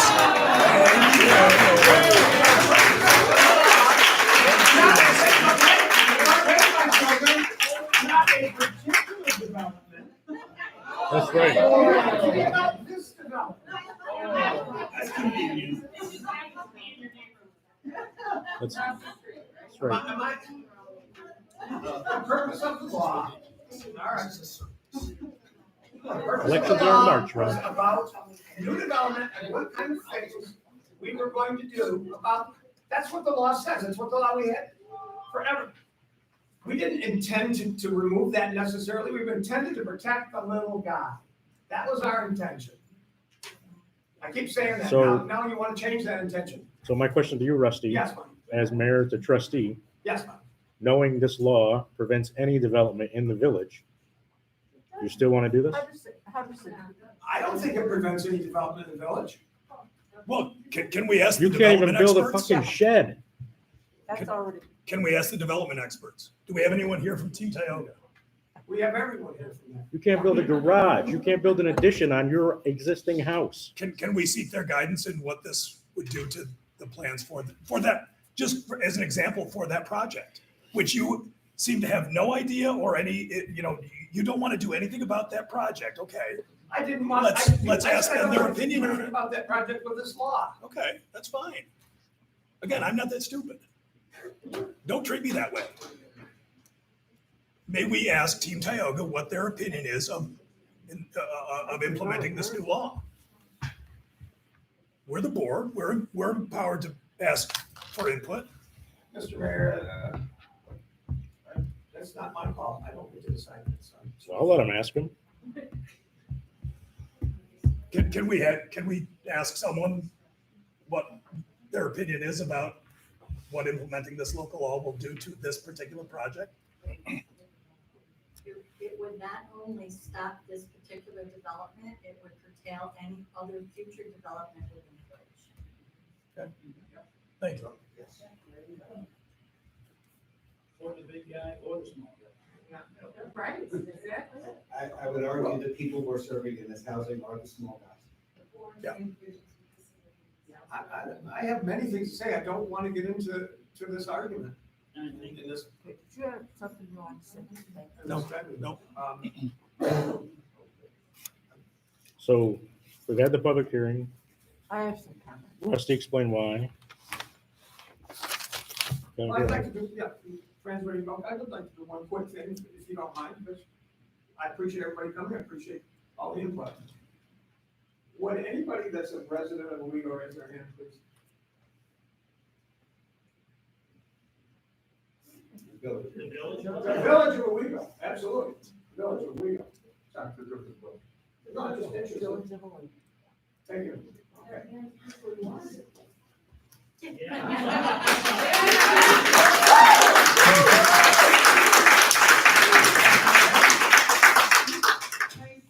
love to be on a resident. Nice to hear. I would love to buy a house here. If this went through, I would feel incredibly motivated to build my life here. You're just potential future resident as well. This is not the public hearing anymore. You just asked them for You it. asked them. You just asked them for that input. Ask for a show of hands. All right, Mayor, take control of the board. Fran? Well, I would just like to say, I don't like all this hostility. The changing of the laws as we've done is not for or against any particular project. It's for flood mitigation purposes. Now, I fully understand the people that need low-income housing. It's not I'm- housing. Housing. Thank you for removing that. Well, then how are you gonna have these disabled people live in units if it's not for low-income housing? You're making a huge assumption. That's a huge assumption. That's incredibly big. There would be so many units that would Excuse me. for individuals with disabilities. I'll tell you, I don't. So, I don't Uh, know. I will, some people know that I'm very pleased to serve the village of Owego. But, I'm a retiree who lives on Social Security. And I live in low-income housing right next door, You live in subsidized housing. subsidized housing, yes. And I really appreciate that. Tayo Garfield does a great job with their properties. So I not against people with low income, for sure. Like I said, well, we haven't even seen, I mean, we talked about whether the board wants to reject this housing. We haven't even seen the plans for the housing. We Because, have not- Fran, because we don't need to. We're not the planning board. Well, Site that plan isn't the review happens reason. at the planning board. The land is zoned correctly for what's going there. Okay, well, We don't have there's- approval or denial of that what they're project. doing. How do we know? I'm how do not. we know This is that just the when division we of haven't even government. seen the plans? It's not the purpose of the board. I don't live across the street. We're concerned about flood mitigation. We don't want the building to be flooded, any new building to be flooded, or other new construction, whatever. We want it so that, just like I said, our new municipal building, we had to raise it up so that it And wasn't these will be flooded. raised And above the base flood Yeah, elevation, these a all foot required. above what's required. Yeah. It'll be raised, this will be raised. With Well, flood I'm- lines. Designed to mitigate and potentially be used. Well, we haven't even been shown the plans. You already eliminated this passage from the regs. You eliminated it once. And now you're going to put it back with a caveat, and you think that protects the small owner better? It's better eliminating it, and it protects the small and the large. To add it back in with a caveat is just a redundant silliness, which, if it's not intentional to back out the big projects. The other thing I want to mention is, again, you have to look downstream. One of our biggest employers, Lockheed, does continually hire, and they have an issue with people not living in Owego or in the Tioga County. Why? Because young professionals rent before they buy. And if they have a rental unit and they get to know the community, they tend to like it, and then they're willing to buy some plot of land and build their own home at some point. So we're really cutting off our nose to spite our face here. I also had a conversation with one of the people on the board here that I won't mention, but I was interested in the Marvin Park project. Now, this is gonna impact whatever gets done with Marvin Park too, if you put this back in. And one of the issues I heard was, the village of Owego has no money. You have no money. Every time someone comes to you with an idea, you have no money. This is a reason why you're not expanding any kind of base for the village of And so it just seems like we're cutting off our nose to spite our face. But bear in mind, those properties that are in question for, in this area that we're talking about, this new development, there are 13 properties that the land bank is in the process of acquiring. So ultimately, what will happen is the land bank will acquire those properties, they'll remove the blight, just as it was outlined in the housing study that, you know, we need to get into these communities and remove this blight. Agreed, horrible houses there, then remove the blight. You pass this local law, the land bank will own those properties with no opportunity ever to build anything back. You're gonna have completely vacant properties there, if that's what you want. If you're talking about your tax base, that's gonna have a huge impact to your tax base. You're gonna have green space there, and that's it forever. How Unless you does change that, the local law there. how does flood mitigation, stop buildings? That's written in this law. That's what you're That's what you're proposing. No, we are not. This law had nothing to do with any particular project. It may not have intended it, but that's going to be the result. That That's will what be we're the saying. And you said you haven't seen the plan, so if it didn't have to do with this specific project, then why do you need to Well, see the you plan? guys keep talking about this plan that we know nothing about. Your planning How board, can we, your how can planning we board, vote and your, against it when we don't know about it? your planning board and your zoning board of appeals have been given a review of this project. That's under their purview. They've reviewed this project. Both of them have had the review.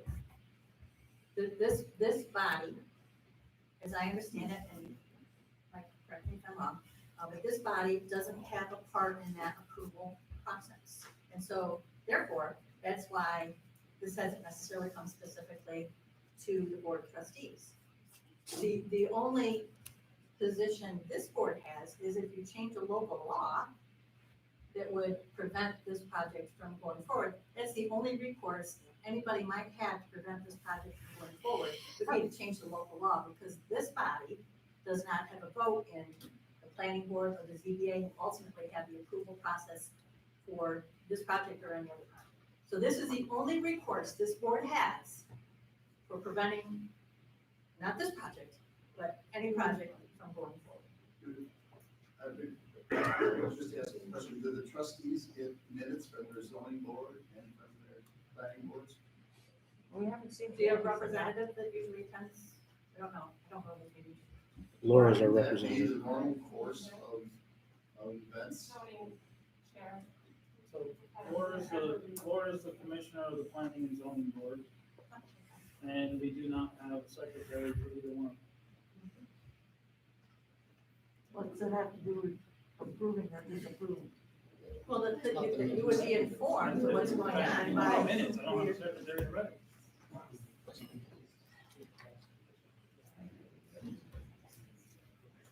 So, any more questions? Elaine, how does the law keep you from building apartments? Because the law as it's being proposed would prohibit the building or new development. How? How? I'm asking how that happens. Because the new construction would require compensatory storage, any new structure. And how, And that's impossible to do on our lot sizes. so how, I don't know.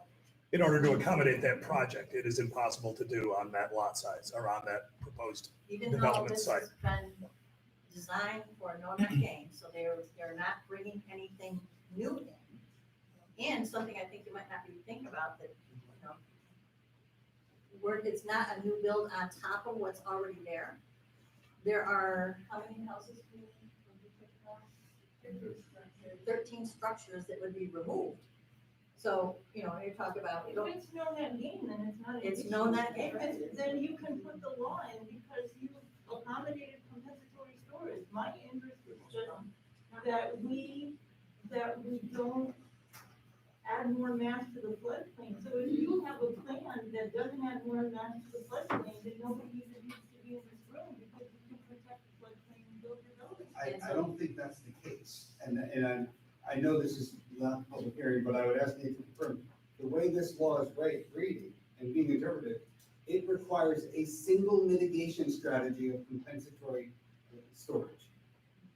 That is the way the law, from a layperson being so basically, the engineers can design and engineer a building that has no net gain to other tools. This law takes away those resources to an engineer and says, you must dig a hole and store the water. That is the issue, is forget if they, in 20 years, if they come up with something new, it's irrelevant. Because your law says, still get a horse and buggy to get from here to Canada. All right, let's let Nate answer that, see if that's true or not. I mean, I'm just trying to understand. So what that just says is, you can't, if you bring extra mass into the floodplain, you have to remove it. So if you have the project designed such that you don't bring extra mass into the floodplain, there's nothing to remove. It says.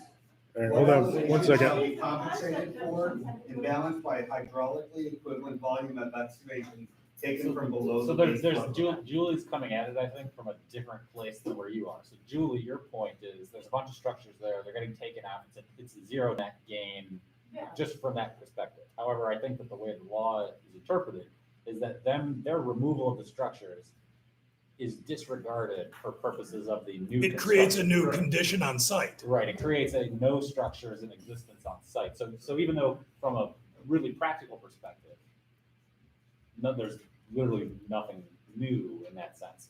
From the technical legal perspective, it's a vacant lot that they're building on now, which would require the compensatory storage. From which has been removed all of that mass. Yeah. Quick piece of information, there's 8 houses that they're going to tear down, not 13, just so you know. There's 13 structures. Garage, barn. Well, yeah, that's All right, so that was all to Fran's question. Fran, do you have any other questions? No, I'm fine. Okay.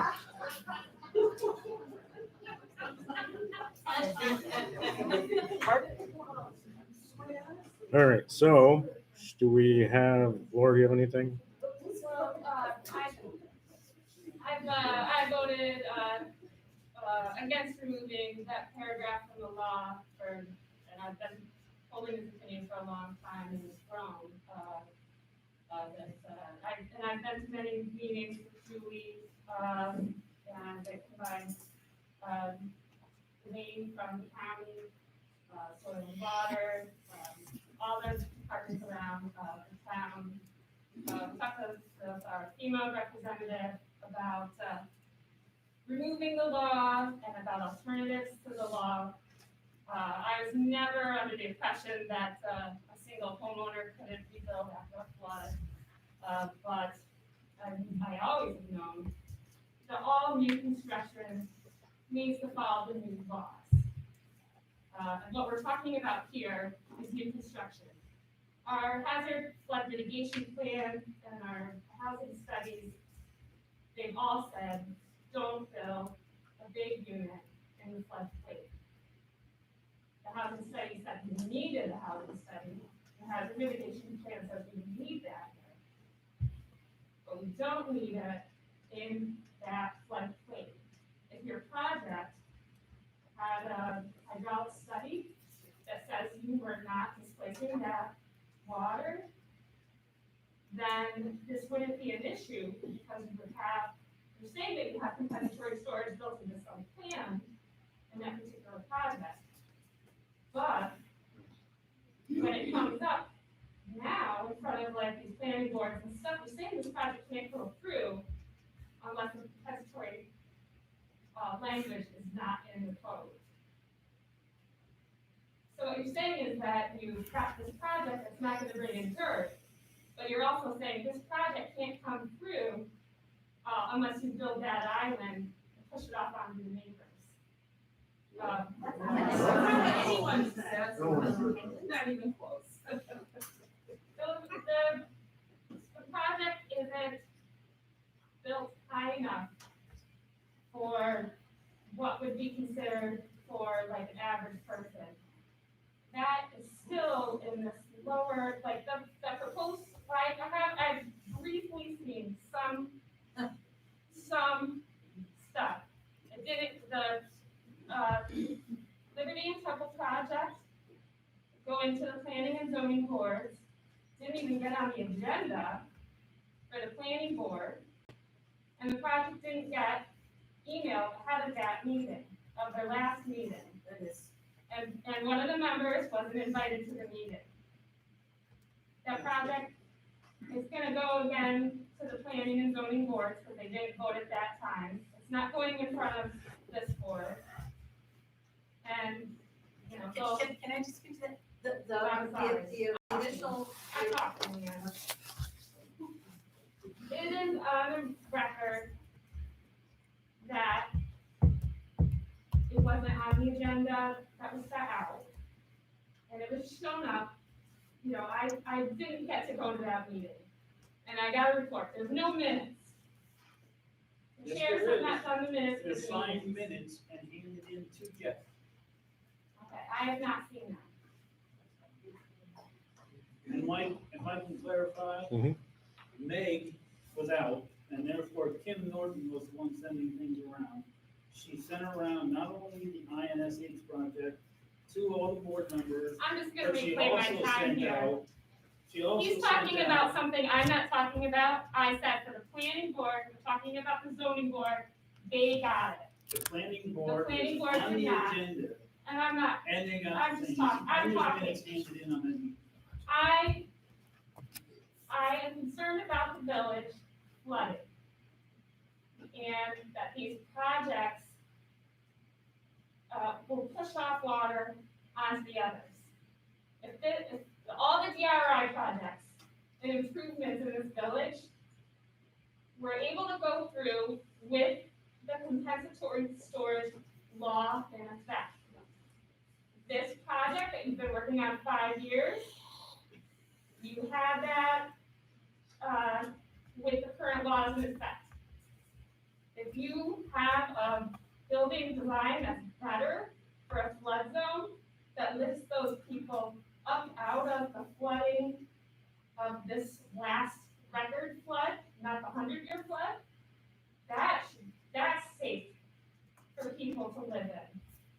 The neighborhood surrounding should have safety from not having a project come in and push up onto them. If a new building, every new building project should be up to the best construction, safety, and it should be better designed for our area. If you can't put a building there that fits our area, doesn't hurt everybody around, that's not a good economic development project. That area might benefit from small, like single, dual, multiple family, wider range of income. We've seen proposals for projects for single homeowners and grants. And we've had plenty of proposed construction. And every project that's proposed has to go through this process. And if they want a variance, they apply for a floodplain variance and a special use variance, just like everybody else. Every project you have still has to go through this process. And they're gonna look at it about where is there any negative impact to the flood zone? What is the hydraulic study? All of those things are always under consideration. But this protects our old neighborhoods from people coming in and building up and pushing out, instead of making the new improvements smart and higher and,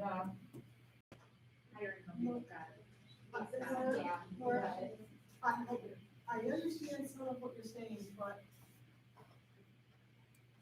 when somebody raises their house, they push water to their neighbors.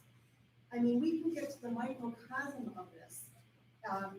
And I understand the concern as the village in general. You know how much I've been hurt by these floods, so you know that I've had the experience firsthand. nothing's ever going to be 100% perfect. And I don't even think, I want to say this, it's not like we have walls around the village, okay? It's not like we have a big dike around the village, the water is only gonna go from point A to point B. I mean, our impacts and the things that we're seeing go way beyond this village, way beyond this village. And our killing our economic future and preventing people from having decent housing and having decaying neighborhoods is going to do more to hurt our community than I think it's gonna do to mitigate flooding. When you look at the fact that we're on this huge river, that is, and we're in global climate change, whatever you wanna, if you don't believe it, I understand, but, we're not in a diked community. If we were in a diked community, I would understand, push here, water goes up there, but we're not. And so it's a much more diffuse effect. And it's hard to even evaluate. If I were to build a mountain catwalk, like dirt in my yard, it would be impossible even to figure what the infinitesimal impact that would have on my neighbors, or even someone a mile down the road. So I think we've gotten to the point where we're looking at this in a microcosm that doesn't make a lot of sense. Thank you for sharing. Part of this, the reason why I wanted to keep this paragraph in effect for local law number 1 was so that we could enter into the CRS program, the Community Rating Savings Program.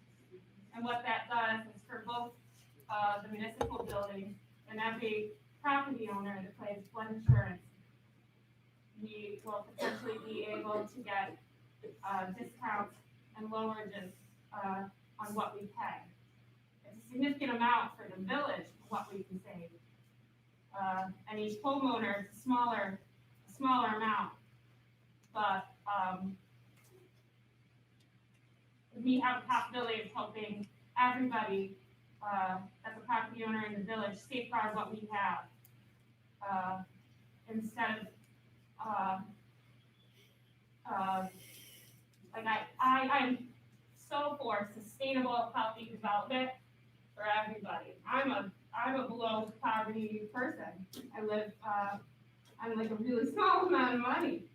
So I don't know, my whole life I've lived that way.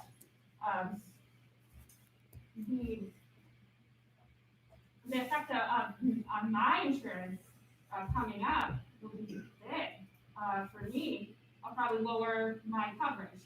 Is this provision a requirement, or is it the points that are a requirement? And are there other ways to get points with the planning and some other things that the community is doing? I mean, is this? There are other ways to get points, but it is a common source of points, and many communities have such code in their codes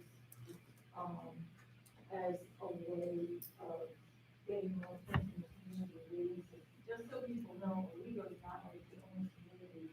It's a standard exceeds organization. Yeah, exceeds minimum codes. I'll jump in real quick, it's not a requirement, I've done CRS. I didn't say it was. So it's not a requirement, and yes, there can be language for common source.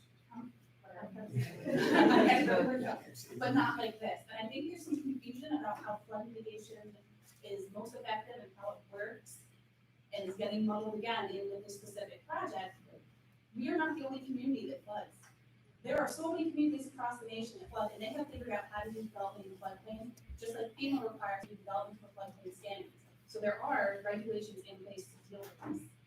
We do not have to have this law, and this is not the best practice when it comes to flood mitigation. Digging a hole to try to compensate and flow freely to a waterway. How are you going to control that water? How are you going to control what happens in every flood event? It depends on the storm. It depends on what's happened since 2011. So even if you use that as a point of reference, there's been huge changes in our floodplain since then. This is not the best way to attack it. To your point, it needs to be an individualized approach. There are other ways around it. Other communities have figured this out. This is not the way to do it. And I think we're getting muddled down in this over and over and chasing our tails. And I think the board needs to make a decision on this. Well, the board's talking and not the public anymore. Well, you let Julie. The board's trying to have a conversation. Mike, I think you need to read to us what the proposed, law, is, as far as the change that you want to make. What do you mean? Okay, you want to, I don't want to make any changes, but what do you mean?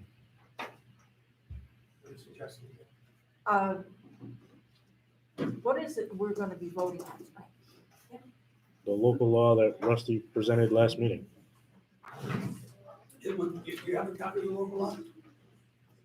Yeah, okay, so it's not a change from the last meeting.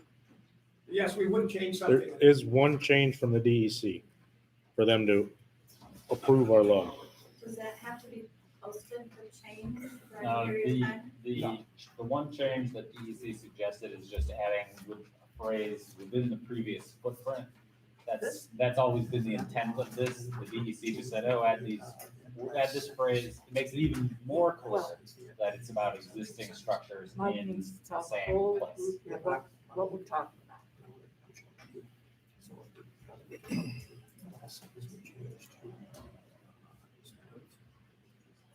You added 3 words. 5. In the last sentence. Charles is on mine, yeah. I thought they released all that stuff. Yeah, Mike, can you hear me? We can hear you. People don't know. I don't have anything to add. Okay.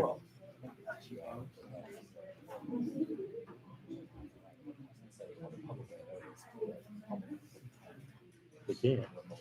Just a thought that I was having as we're going along. I wonder if today, after what we've seen in the last 20 or 30 years, we would build Price Chopper Plaza.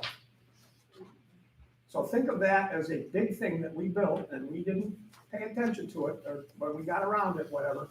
And I'm thinking, I have relatives on Armstrong Place. I'm thinking of all the floods we've had in the last 20 years and how many times Armstrong has been hit and what would have happened if we hadn't have taken all that land in Kanawani that absorbed all that water and built that Price Chopper Plaza. It just would be interesting to me to know if we could know. I lived 30 years, I lived 30 years on Armstrong. So you know that. So I know that, but here's the truth, is even when people would say that, what I felt was that, yeah, we had put it up that high or whatever, you know, we would have wanted a review like we're doing now, is what we would have wanted, but that's hindsight. But the reality is, that probably impacted us a whole lot less than most of us imagined. It really has to do with probably more with Lord's Wall that protects their property and all the upstream effects and where that storm got. I also think Lopke's probably got us covered. But I know where the water goes now, instead of that, plaza, and I know where it goes around behind the plaza, and I know where it comes into it, and it hits William Street, and I know where it goes up William Street. It doesn't come from the river, it comes from down there, and I know who it hits first as it comes up William Street, and then eventually hits Joe Fuller's house that got raised. I've been there, I know all that stuff. But this project is not the same, because they are looking for something and plan for something and design something that is of no net treatment. That's what you say. There's no engineer says. There's no hydro study when we ask. So you have a planning board that's reviewing this. Yes, we do. And we have engineers who are designing it. So it's one of those situations where you trust the people you engage to come up with a plan, or do you want to micromanage it at the level where we have no expertise? There's no hydraulic study This is the for change the that you want project, to make from this. when I asked. So when they say that there is no push off of water, they cannot actually say that with any certainty, there's no hydraulic study. Who did you You need to speak with Elaine Darby. What the hydraulic survey done? I believe it. I don't know for sure, but we can find out.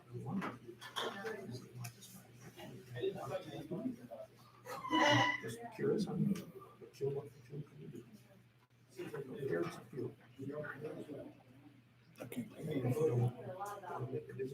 And by the way, you share a lot.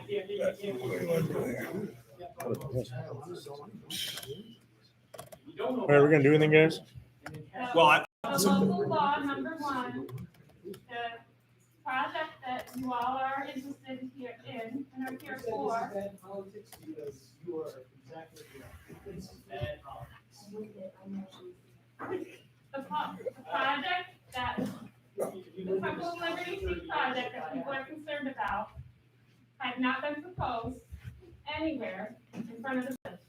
At the time, the local law was passed. It went through your committees, following your rules on the village's rules. That's it, full stop. Months after, Okay. months after. Months after. Months after.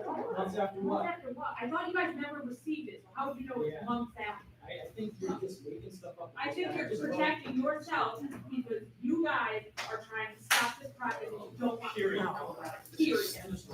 All right, Rusty, you got your hand up. What are you doing? I'd like to speak if I can. Yeah, go ahead. Because that's what we do in an orderly system. We put our hand up and wait to be recognized by the chair, and then we speak. That's what I will do.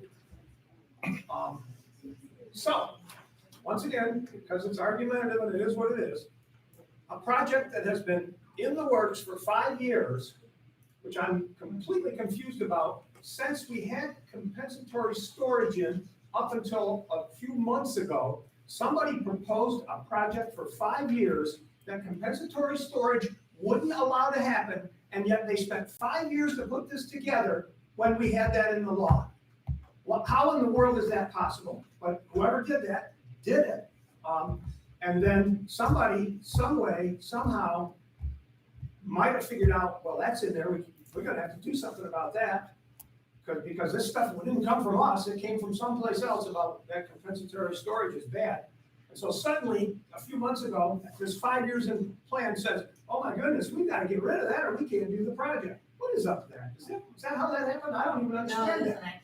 I don't get it, but I'm not actually answering. That's a rhetorical question, thank you. Well, but you've raised the point, so could we have someone who knows about this maybe address it? I'm not interested in it. You might. What was the point of your statement then? What was the point of your statement? What's that? What was the point of your statement? To bring up. It was rhetorical. That seemed pretty So odd. don't ask questions that you don't want to hear the answer to. So, may we hear, please? You would talk to the chair. May we hear, please? Sure. So when we talk about planning something for 5 years, things like this don't happen overnight. So this whole process started with a study, a housing study, countywide housing study, to identify what our needs are and where the greatest need is. And so that's what started the process 4 years ago. That started the process. You don't just snap your fingers and say, hey, let's build a housing project. We had a study done, it was very closely looked at, the village of Owego.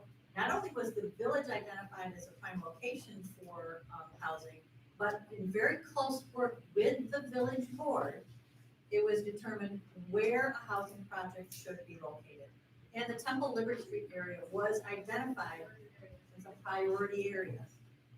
So at that point, we say, okay, we've got the study, we've got the village boards on board with us, they're saying, yep, we need housing, yep, this is where we would like to see that happen. So from there, you start going out, and now you start putting it together.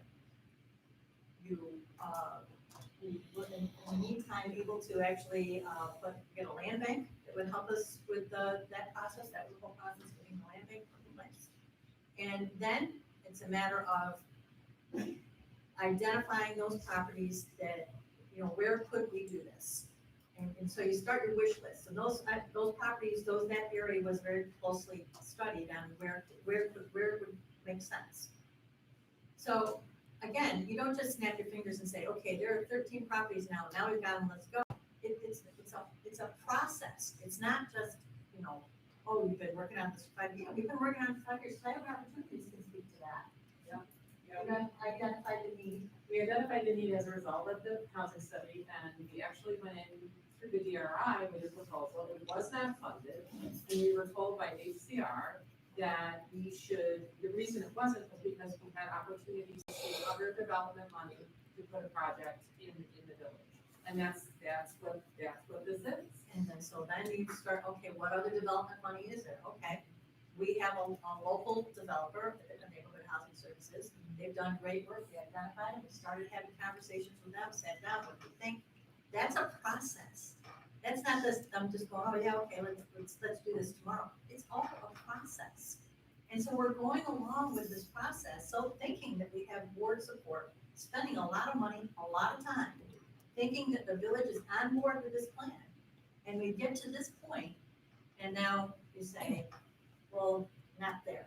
Now, this is the third time the village has said, well, we want housing, just not there. This is the third time. So, yeah, the other one was out of the floodplain, but that's another story. Because we also did a mapping of, when you say, put it someplace else, tell me then where in the village would you be able to build this that's out of the floodplain? That has property available, that's identified as blighted, that's needing improvement, with the infrastructure in place that's needed. Where would that be? Where would that be? I don't know where that would be. It could be here, unless you pass a local law, preventing this from going forward. So basically what you're saying is, no, we don't really want housing in the village. We don't really, because we could have it. But you don't want it. Fran or Rusty? I don't agree. I don't appreciate your last comment. It's not, the board is not against housing. Prove it. We are not. Okay. Then where, Fran, where? When was your plan finalized for this project? Rusty was asking about 5 years back. When was the design and plan finished for the project? It's still not finished. It's a process. So the site plan has been completed. It hasn't been finalized. And by the way, Laura, to speak to your comment about the planning board, let's see, September. So the August planning board and zoning board meetings were, there's sketch plan review meetings. They weren't going looking for approval. They were going to present the information to the planning board, to give them ample time, a month, to review the information, come back with any other questions, so that when they come back to the meeting in September, the planning board and zoning board will have had a month to review the information that has been presented to them. So it's not that they were on the agenda and they weren't supposed to be, or whatever. They came with information, say, here is what we're proposing. We'll give you a month to contemplate it. We're not trying to shove it down your throat. Here's what it is. If you have questions, concerns, whatever, and by the way, as a result of that sketch plan meeting, they have the engineers have revised the plan even further to address those concerns. So we're marching along with, okay, this is how we do it. Everybody seems to be on board with it. We're following the protocols as they're supposed to be, like we're supposed to. Sketch plan review, come back for actual determination. And then we get this. So Fran, I'm sorry, but if you have another possible location that we could do a housing project? I am not against the project there. I and this law was not designed for or against that project.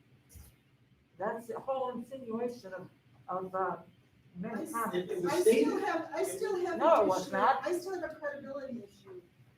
Big one, because of comments that both Laura and, Rusty have said. They have essentially admitted that the timing of putting this back is to slow and get this project to do something you think they should do. You both verbally admitted that, not in exactly those words, but in the comments you made. So stop trying to deny that this was not an aptly timed change to the law to put the brakes on this project, because you'll lose all credibility if you try to go down that road again. Rusty? Thank you for your opinion about that. So I'm interested to know, when did all of the people that have been working on this, the groups and groups of people and everybody, figure out that our compensatory law was going to be a problem for them? When did they figure that out? I'm asking you. That's a red herring, I wouldn't answer. Red herring, you're just lobbing stuff out, Rusty. You're just lobbing stuff out. I wouldn't even answer. Sorry. Yeah. I even bother. You're gonna vote the way you're gonna vote, you're all gonna vote the way you're gonna vote. You say you're for development, but if you pass this vote, you're really not. So let's just go. Because Fran, if you do vote, just go, it will eliminate any development. This and anything else going forward. Apparently, that was a red herring and it's not going to be answered. Nonsense. When, can I answer with a question? When were you aware that this is probably gonna get approved and you need? I couldn't hear it, I couldn't hear it. I will answer your question with a question. Sure. When were you aware that in all likelihood, because this is going along following all the rules, that it was probably gonna be approved and you needed to do something to make sure that it wasn't approved? Well, that, first of all, there's no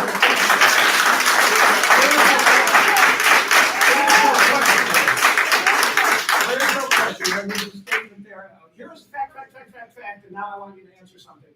I would have to assume that everything you said was correct, and I don't.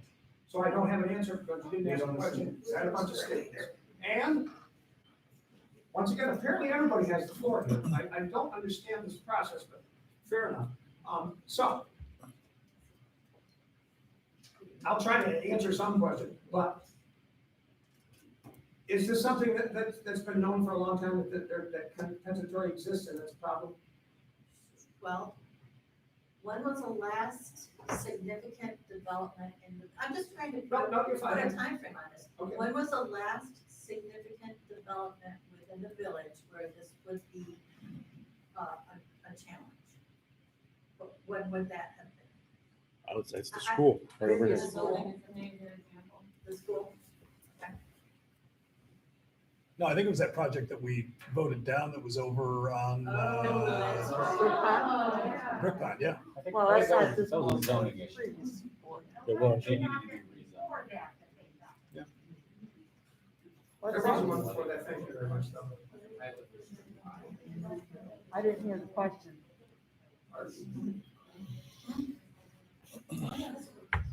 All right, so what are we doing? So I think that given the fact that we don't have a hydraulic study that we can look at for this project, given the fact that this action that we're proposing to take tonight would effectively kill that project, I think we should look at the hydraulic study before we take any action. Just my 2 cents. So Ed, I guess to chime in, I think a point, regardless of whether they have a hydraulic study for their project. But that's it. So I'm not asking for legal advice. I'm saying that because that's been an issue that's been raised by multiple folks in the crowd tonight, that I think it would behoove us to satisfy ourselves that there isn't some way to mitigate that project by some other means. That happens in the zoning and planning boards.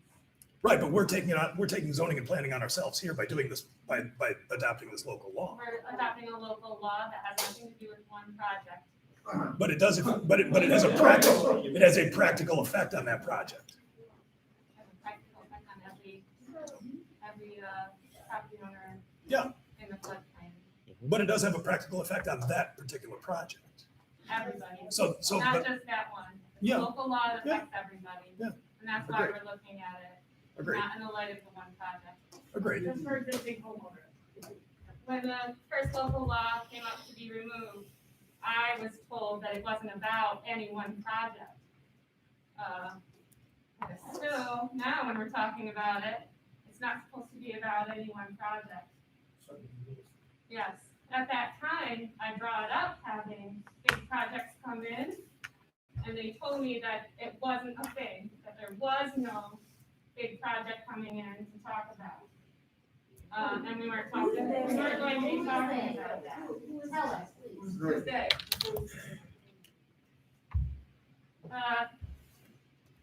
other members of the board? Just this room is the one discussing all of this and making decisions that aren't under your purview. Yeah, this happens to be the development now, but it also is all the development in the future. Laura, which time are you talking about? When we voted back in the spring or the vote this last week? In the spring, when local law number 1 was considered. We were talking solely about the law and not about any one project. And right now, when we're talking about this again, we're not talking about any one project. We're It does talking have, about but the it does have a local law. practical effect on a particular project. Mr. Mayor, And we have every a, project, we have a not hand just raised this over there. one. You might be concentrating on the one. Vote, please, do something. Let's see, Jeff, what do you have? Your chair of the zoning board, so. I have one comment, please. If, in May, when you took this section out of the law, why all of a sudden after the planning and zoning board meetings in August, did this law have to be revised? Because we kept saying later, we can do it. Remember, knowing that those projects at the end of August that came before the planning and zoning boards were gonna come back at the end of September for approval. They answered it for us. I see you had your hand up for like half an hour. Why does this have to be a year or, right now, the way the law is written, dig a hole and do the whole water thing? Why can't it be written so that, in a broad term, that the water has to be mitigated from the site? Exactly. It's already kind of that way if it's not in there. But it doesn't have the hole and the water directed off. It goes into quite a lot of detail, whereas with your planning boards and your engineers and that sort of stuff, figuring out if it would raise the water table, whatever. I'm not professional, but when you're speaking in law, if you make it very tight, then you Eliminate other options. yeah. I agree. Go ahead. Appreciate, floods. I've lived in places that have flooded before as well. There are best practices that are out there. These people, us, are creating you guys to make good informed decisions. Maybe take a look at those best practices, not knee-jerk into changing something that doesn't impact. Yes, it impacts this one, but it impacts everything, and I agree with that. It impacts everything. So maybe a closer look at some of the best practices that were mentioned, ways to mitigate these things, and take some of the legal aspects of verbiage and put into their best to do that. I find it disheartening that 3 projects were put before us that have all been no. That's disheartening. If you want to grow your community, if you want to have a healthy life. I'm sorry. I don't remember your name. No, Mr. Johnson, I thought my dad's stalking me. Steve. Hi, Derek. Nice to meet you. I think that, for yourself and all the community around, nobody wants to have something that is a problem around the area. And I don't believe that this intention is something like that. Thank you. And if I could take a second to add to that. I have an autistic, so I have apartments upstairs in my house. I just moved in an autistic male in his mid-20s who worked really hard to get out on his own. Lily knows him, I'm sure, as well as some of the other people here in this room. And he was so upset by what happened on the street outside of my house on Saturday. He's staying with his mom and dad tonight. Okay, so I'm getting emotional about it because I'm pissed off that I have to deal with that level of crap on that street. So when I hear, again, I'm not going to defend myself, but when I hear low income, I hear and see the drug dealers, the people that have been on that street for the 12 or 13 years that I've lived there. That's what I hear. So thank you for saying it, but I needed to clarify, and I know Rusty, it's got, come on, man, it has nothing to do with what we're talking about, but it is because we're a community trying to do what's best for this community. You think I want to look at that crap? I don't want to deal with it, but thank you for recognizing that nobody wants that in their backyard. I'm not saying that, I'm just saying, don't make the floodwaters any worse. So if it's a hydraulic study that's needed, let's do the damn hydraulic study, right? And present the facts, and then make a decision. And then allow for best practices, not just the old way of doing it. But thank you for letting me say something, and thank you for saying that. I really appreciate it. I felt bad, so I'm over it now, I think.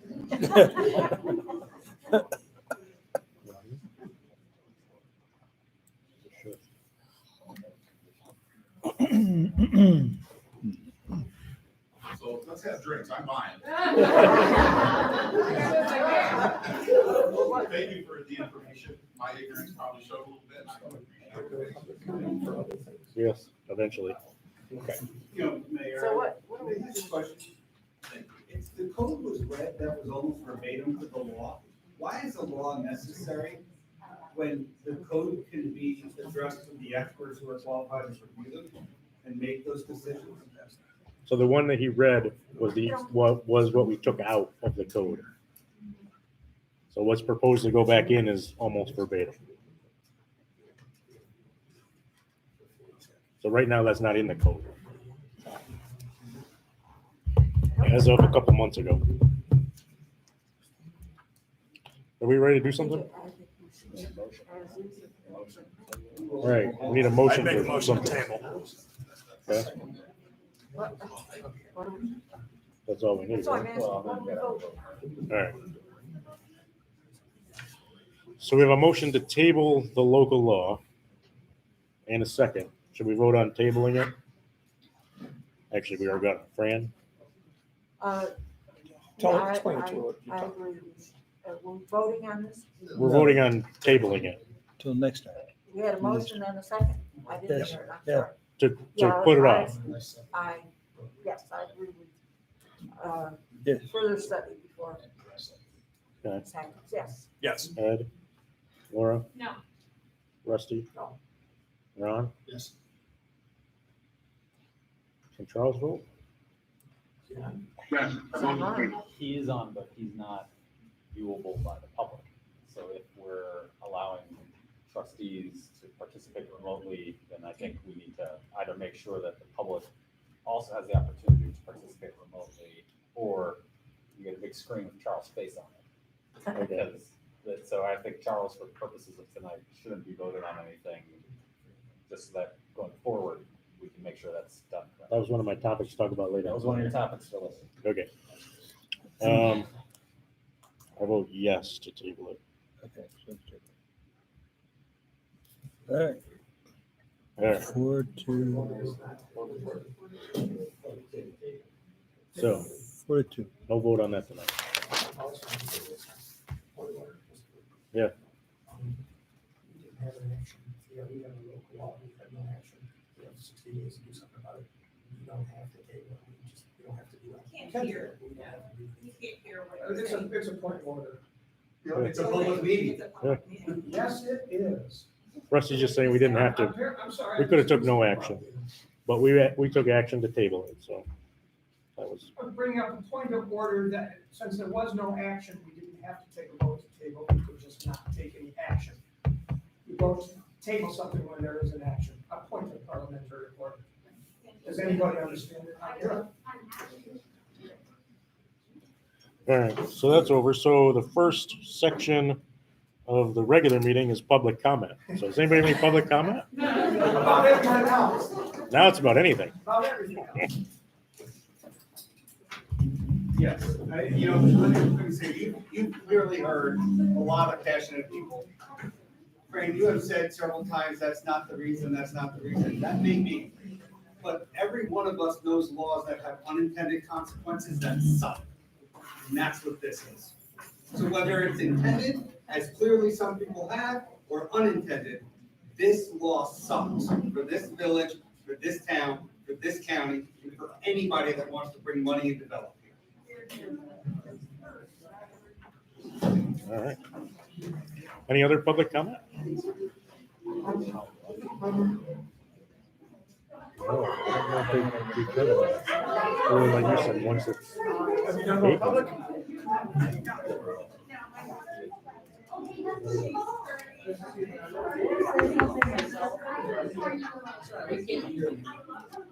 May I say something myself? Sure. What's your name?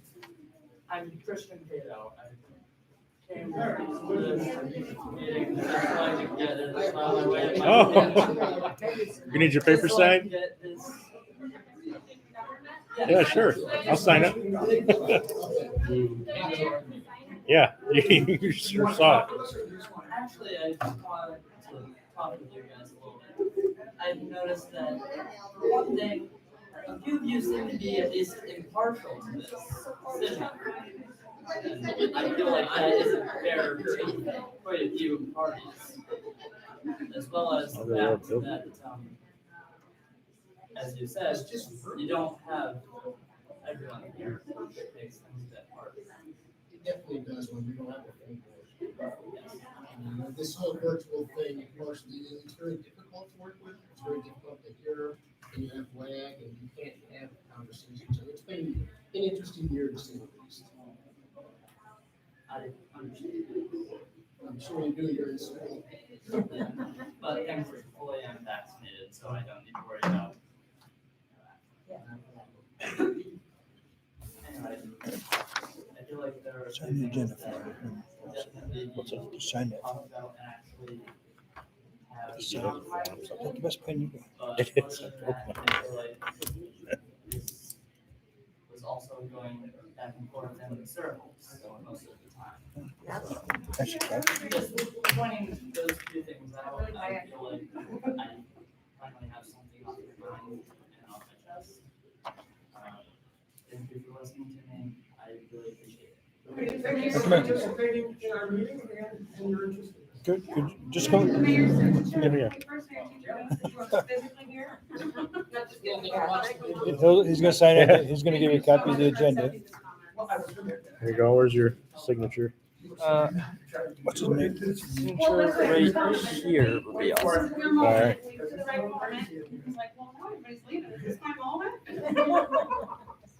Thank you so There much. you He's go. gonna give you that too. That's a copy of the, this is a copy of the agenda that we just had, that we're working on. Thanks for coming. And the mayor signed that for you. So. Okay. I have a funny feeling he will be, he's been very involved in government for 4 years, so. I knew Good, Fred good for Haverstraw you. while he was in office. He so- still is. He's still. Right. He is retiring. He is Yeah, retiring. retiring next year. Oh, Thank my. you so much. Thank you. Does that one work? This one's working. I got more in my box. This one marks too. It's just a little. Weird. The rest of us. All right, so no department heads tonight? No department heads, but, Ryan's got, Tracy sent us something to consider, right? Ryan, you got something for Tracy? You're gonna cover it later on? Yeah, I was gonna do it there in my trustee report. I can do it now. I already did it. Well, department heads,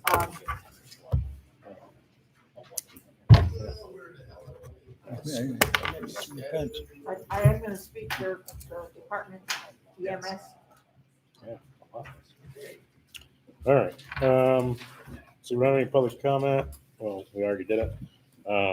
Department head reports. We don't have any department heads, but we can. Well, Fran wants to talk first. Okay. Robin gave me a call. She said, Okay. They had to take, the refurbished ambulance to get changes on the oxygen canister, so she couldn't be here tonight. She told me that over the last, from, September first to September, 19th, so far they've had 160 calls. The EMS department. 160 bucks? Yeah, I've noticed. Right, I get the text messages when they get a call. I don't know what it means, but the sheriff keeps sending out this message that says low EMS condition or something like that. Stay busy. Do you know what it means? I think it means a ton of calls and nobody's to answer them. Basically, what that means is that Rowan County's resources are low as far as EMS Either they're very busy and their vehicles are out somewhere, or they're, for some reason, personnel is low. Therefore, they're not going to do any mutual aid to traffic center. That's Iowa Council. So if I'm awakening needs Bethel, it's not gonna happen. It's gonna either go to Campbell or to us. If Berkshire, Richmond, any needs Maine, that's not gonna happen because they're both keeping all their resources to themselves. Okay, That's what they want. that makes sense. So the low is from Broome County. Yes. Kentucky, thank you. Okay, Can I throw something in about Yeah. another very nice report? Yeah. Talking to Robin the other night, and maybe we already knew this, or some of us knew this, but I wasn't privy to it, especially when I thought of the Tioga contract. We apparently, since maybe January 1, have been going on those Tioga calls as mutual aid and have been charging it. I don't know how many of us knew that or we didn't. we haven't charged them yet. That's not what Robin told me about. The question is, can we? And I think legally we can because they're mutual aid.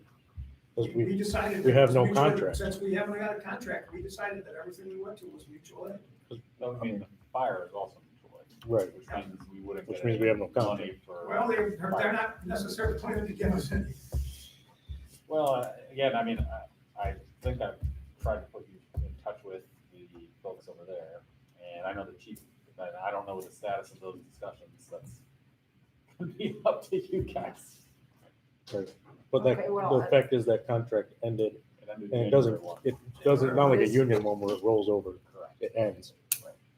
Now, that would be information to get so that we can make financial decisions. And we probably can get that. How many calls have we sent? Have they done the billing paperwork, even though we may or may not have gotten them? How many calls have we done? How many are we gonna do? Is it gonna end up being 400? Will we get way more money from that than we would get from a $42,000 contract? And all that would be part of it. I don't know if as a billing agency, we can contract like we used to. We would You be would contracting need to for fire. contract with the town, not the fire district or Okay. EMS services. You could still have a contract with the fire district for fire services.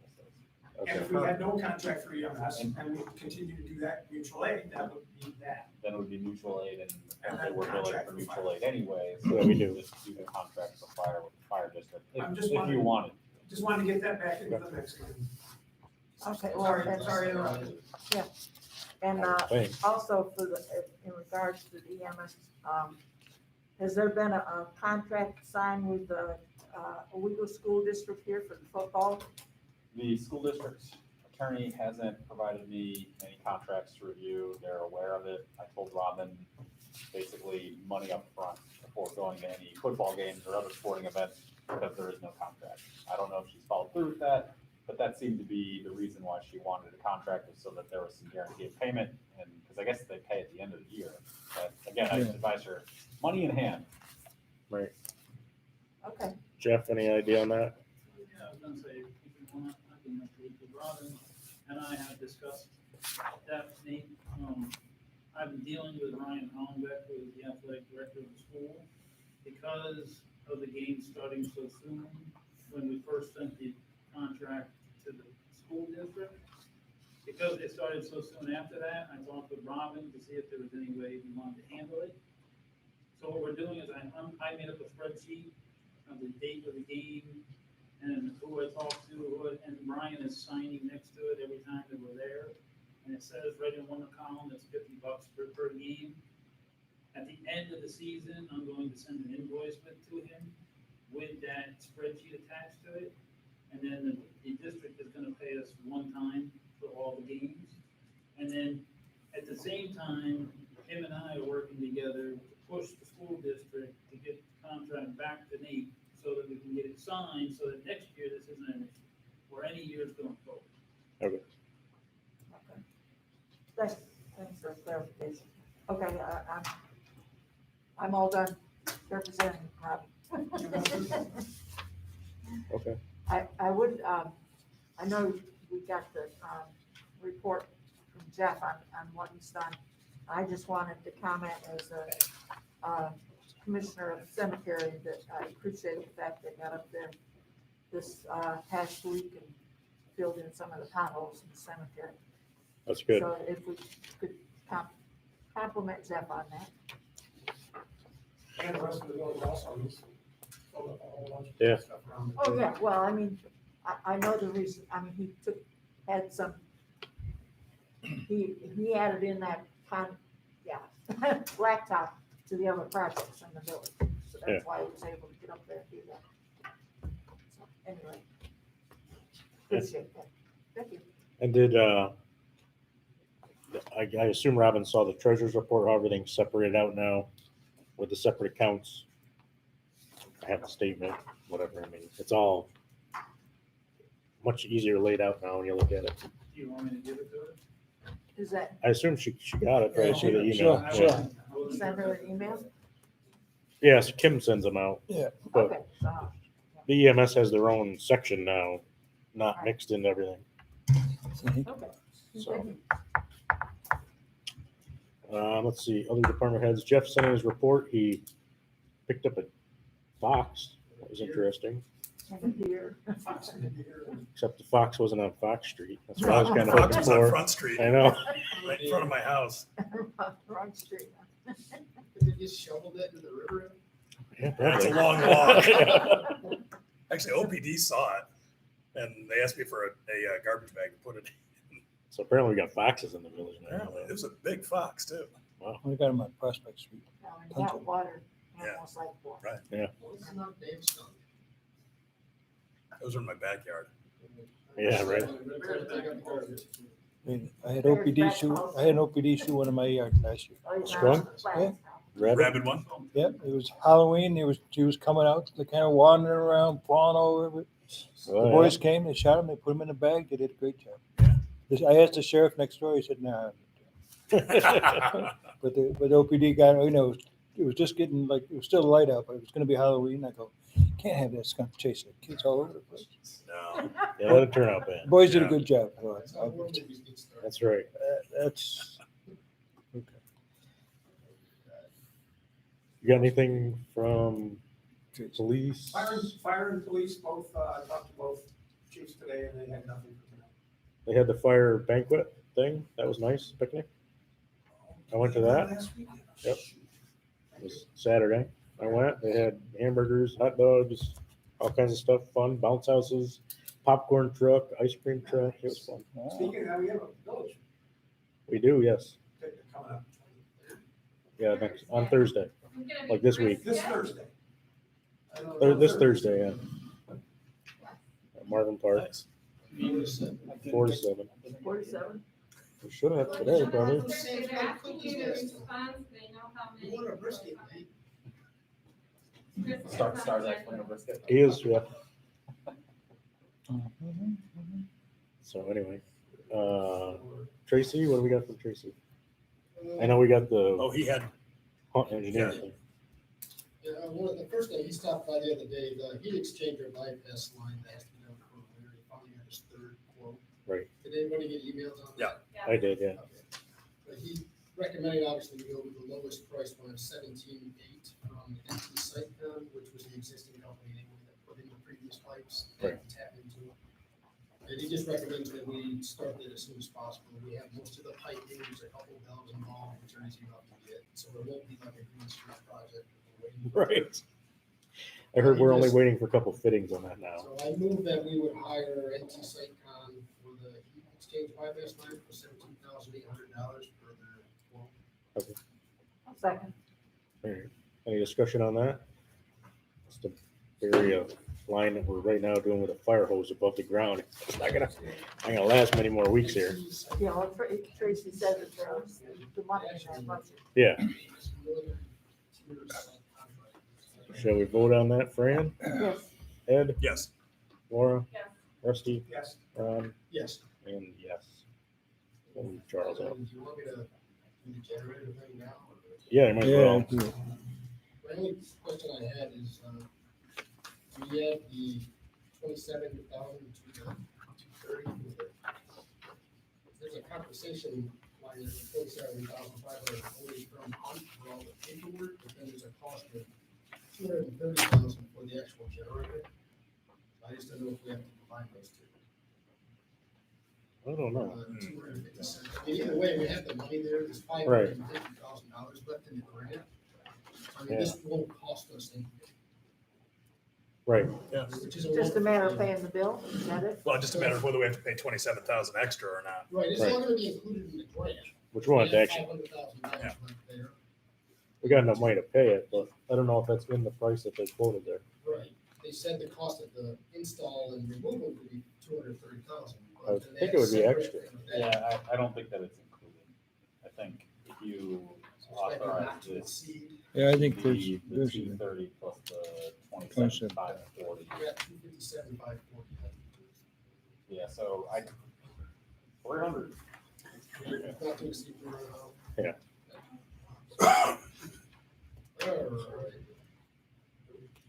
Well, the reason for that too is you don't actually have a firm bid from any contractor. to do No, this. that's just a This is an estimate. estimate. This is, Yeah. so then I move that we would allow him to pursue a contractor to install a remove a generator not to exceed $300,000. So it's to add to the disinfectant plant project, or excuse me, what is it called? Disinfection project, to add to the disinfection project, the generator, additional generator work that's proposed by Hunt. Right.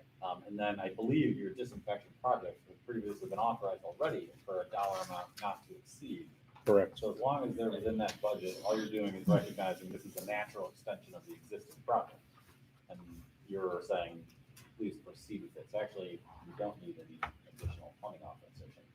As long as they stay within our original Yeah, funding. this is not new money, it's currently authorized. money. Right. What exactly did I say in my? That we're gonna proceed with this. Yeah. Motion to approve Hunt's proposal and pay their additional fees. as I thought that's what I said. Just Very. yeah, you did, you That's did. what I That's what we heard. said. That's what we all heard, yeah. Who seconded that? generators would be- Ed? Did you? I will, yeah. All right. Any discussion on that? So they're gonna install a new generator over at the plant. Otherwise, that project is essentially done. Right.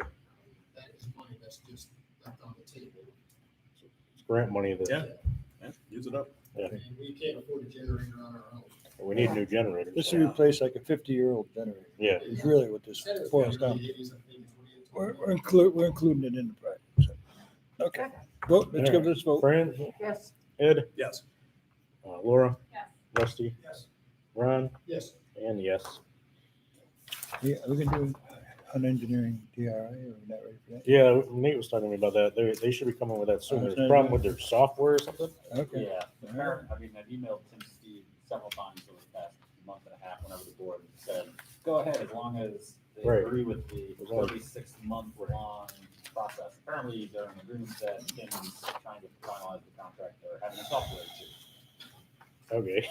So, All right, we got that. Hopefully we'll have that cleared up in the next couple of weeks here and be able to sign it. Last year we were not breaking ground this spring, at least I didn't. right, the idea was to make sure they had enough time to design it. Right? Yeah. So that's the update on that. Okay. That's all the department heads, right? Do you have anything? Yeah, I gotta do this. I don't really see it on here, but I just need a motion so that we can get the March election underway. I didn't want to do that like 20 minutes ago. But, so let's just The say, one where they're voting us all out? Yeah. nobody will be here to listen to this one. But it just states, the mayor, myself, Ed, Charles, Fran, and the justice are all up for election.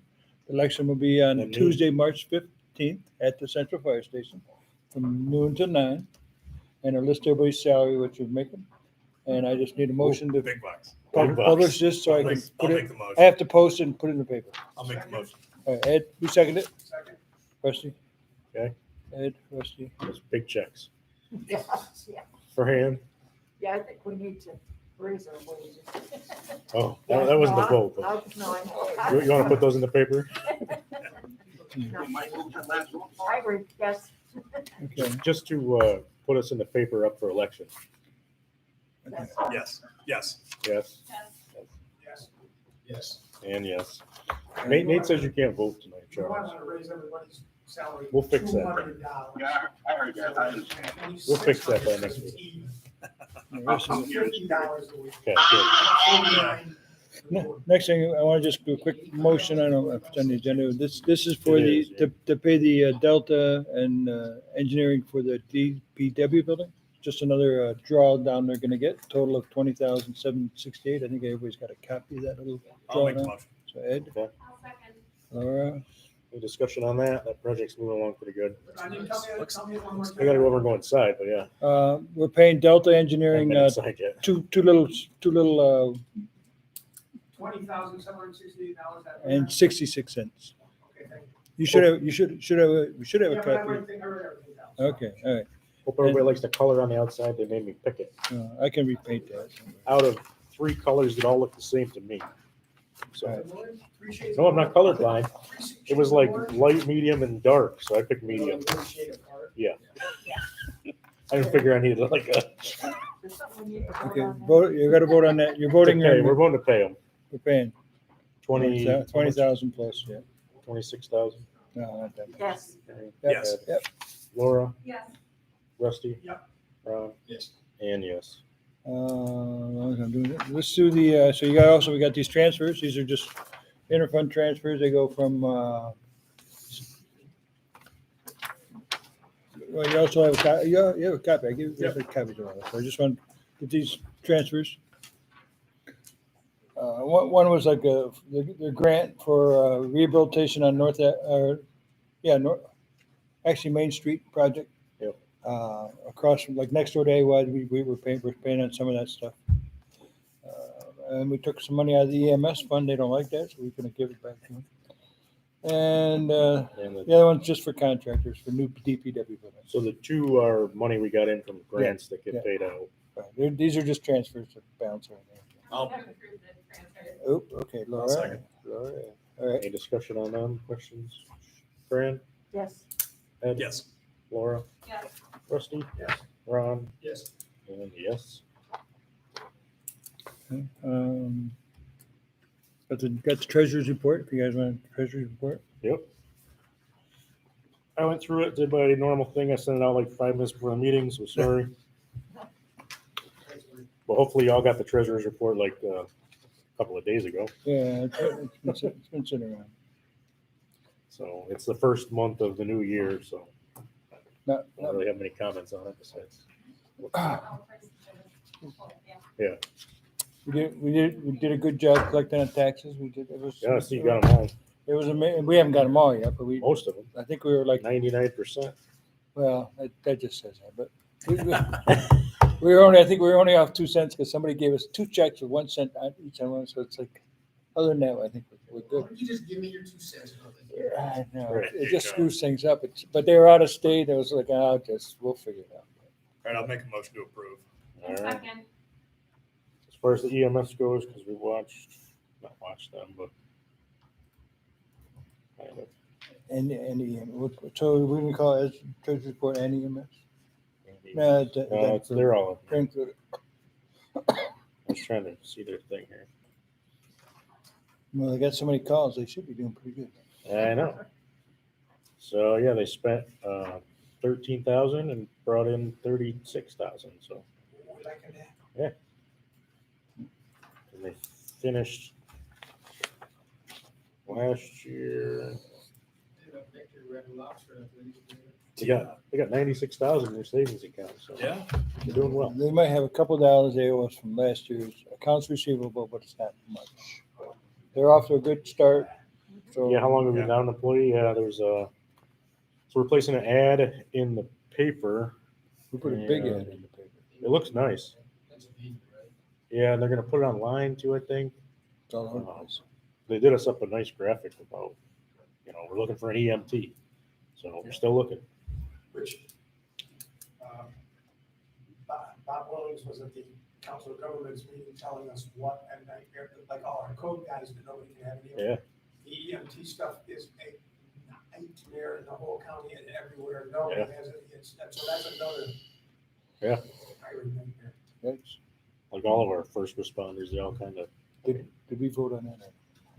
Vote on Well, what? Oh, no, we didn't. We didn't vote on? This is on the treasurer's report. Okay.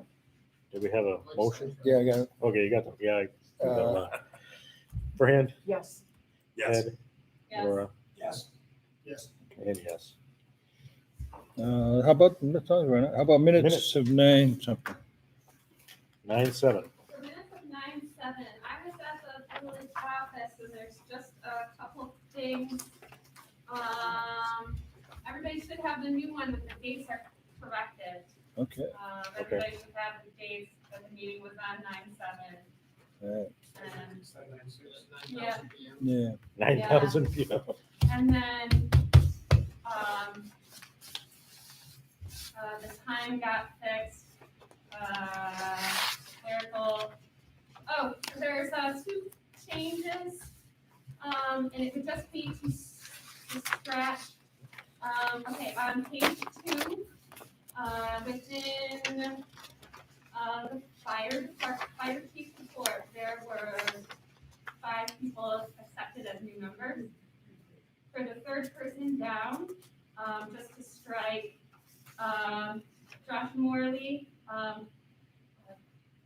so have it say for new membership in company 5. Striking out junior firefighter. Strike out junior fire. He's not a junior firefighter? Not a junior firefighter. And then also for the next one underneath, Kenneth Coleman, he's also not a junior firefighter, so just strike that part and leave everything else.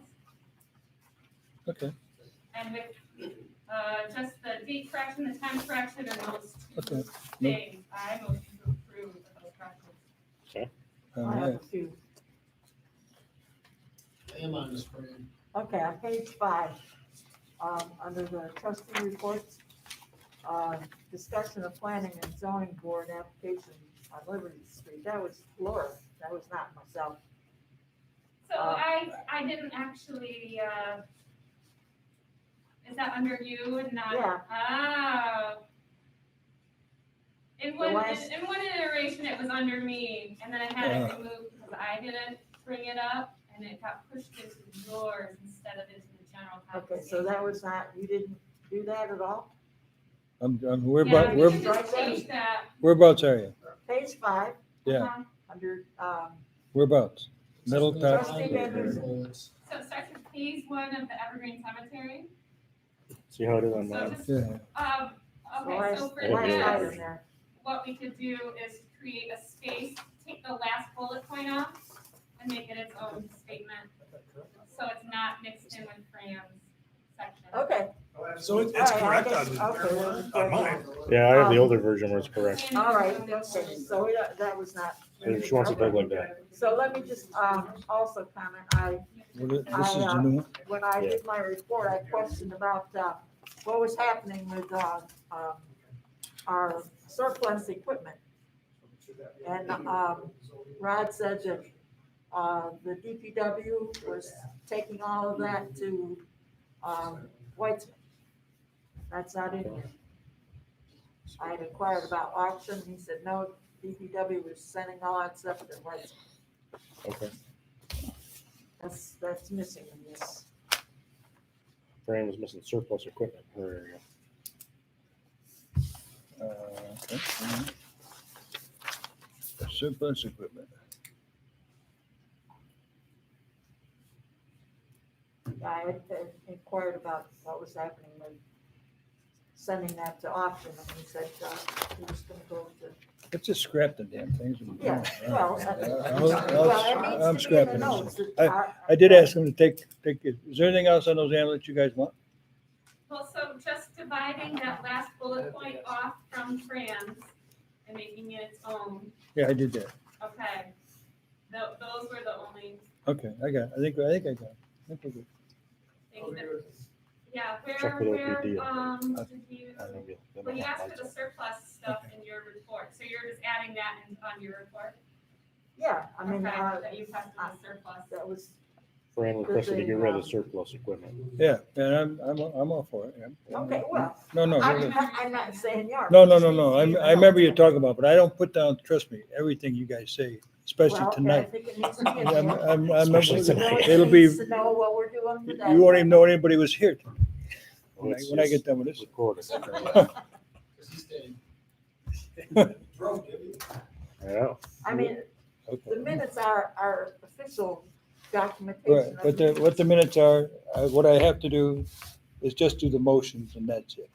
All the other stuff, I do it out of the kindness of my heart. So if I miss something, if you tell me beforehand, I'll put it in there. Or when in the old days, you used to give me a written report and I liked that. Remember that? Remember that? Yeah. Okay, all right, you'll do that again. All right, good.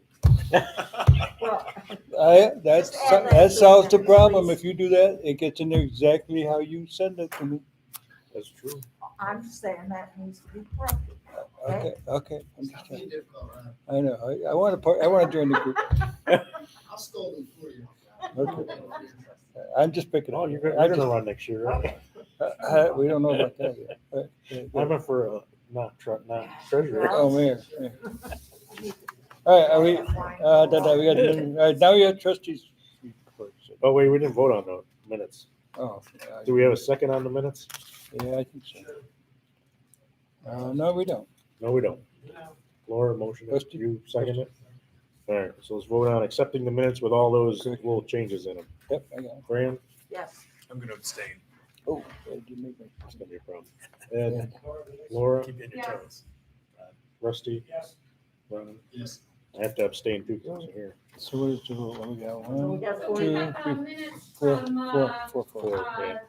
July 19 to approve, and everybody should have those on the table. I don't have mine with me, but I can run over what those changes were from what we originally had. Okay, So the beginning of the, well, Nate was after meeting, so that got corrected.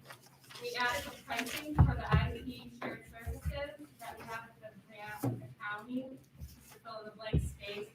And, the grant, it was, it should say in your paper that, the village portion of that is, $85,000 to $95,000 worth of equipment that the county is, getting for us. Page 7, there was, alteration of the language, for, the mayor to make an arrangement with the fire chief so that they could repair the pavilion next to the grandstand. On page 8, it was corrected, so that the tree trimming company was getting, a half payment, half of their total payment at, the midway through the project, so that language was corrected.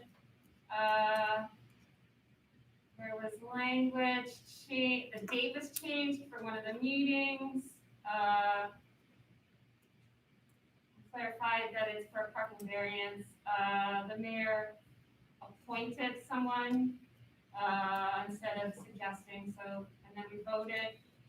The vote was, wrong, so it changed, but we did all vote in approval, so that changed at the end. And at the end, the property swap, one of the village wasn't listed correctly, so now it's changed for the village. Owns the property that's getting swapped. Oh, it's at hosting instead of. Yeah, so the O's team owns the property in the village. So have we done those or we got to So do? the corrections have been made onto the paper, and everybody should have it. Okay, so now you can vote on the July 16th meetings with correction. July 19th. July 19th, I see that. so you get that one wrong. Take the word for it. We don't have copies of that. Nope. Maybe I do.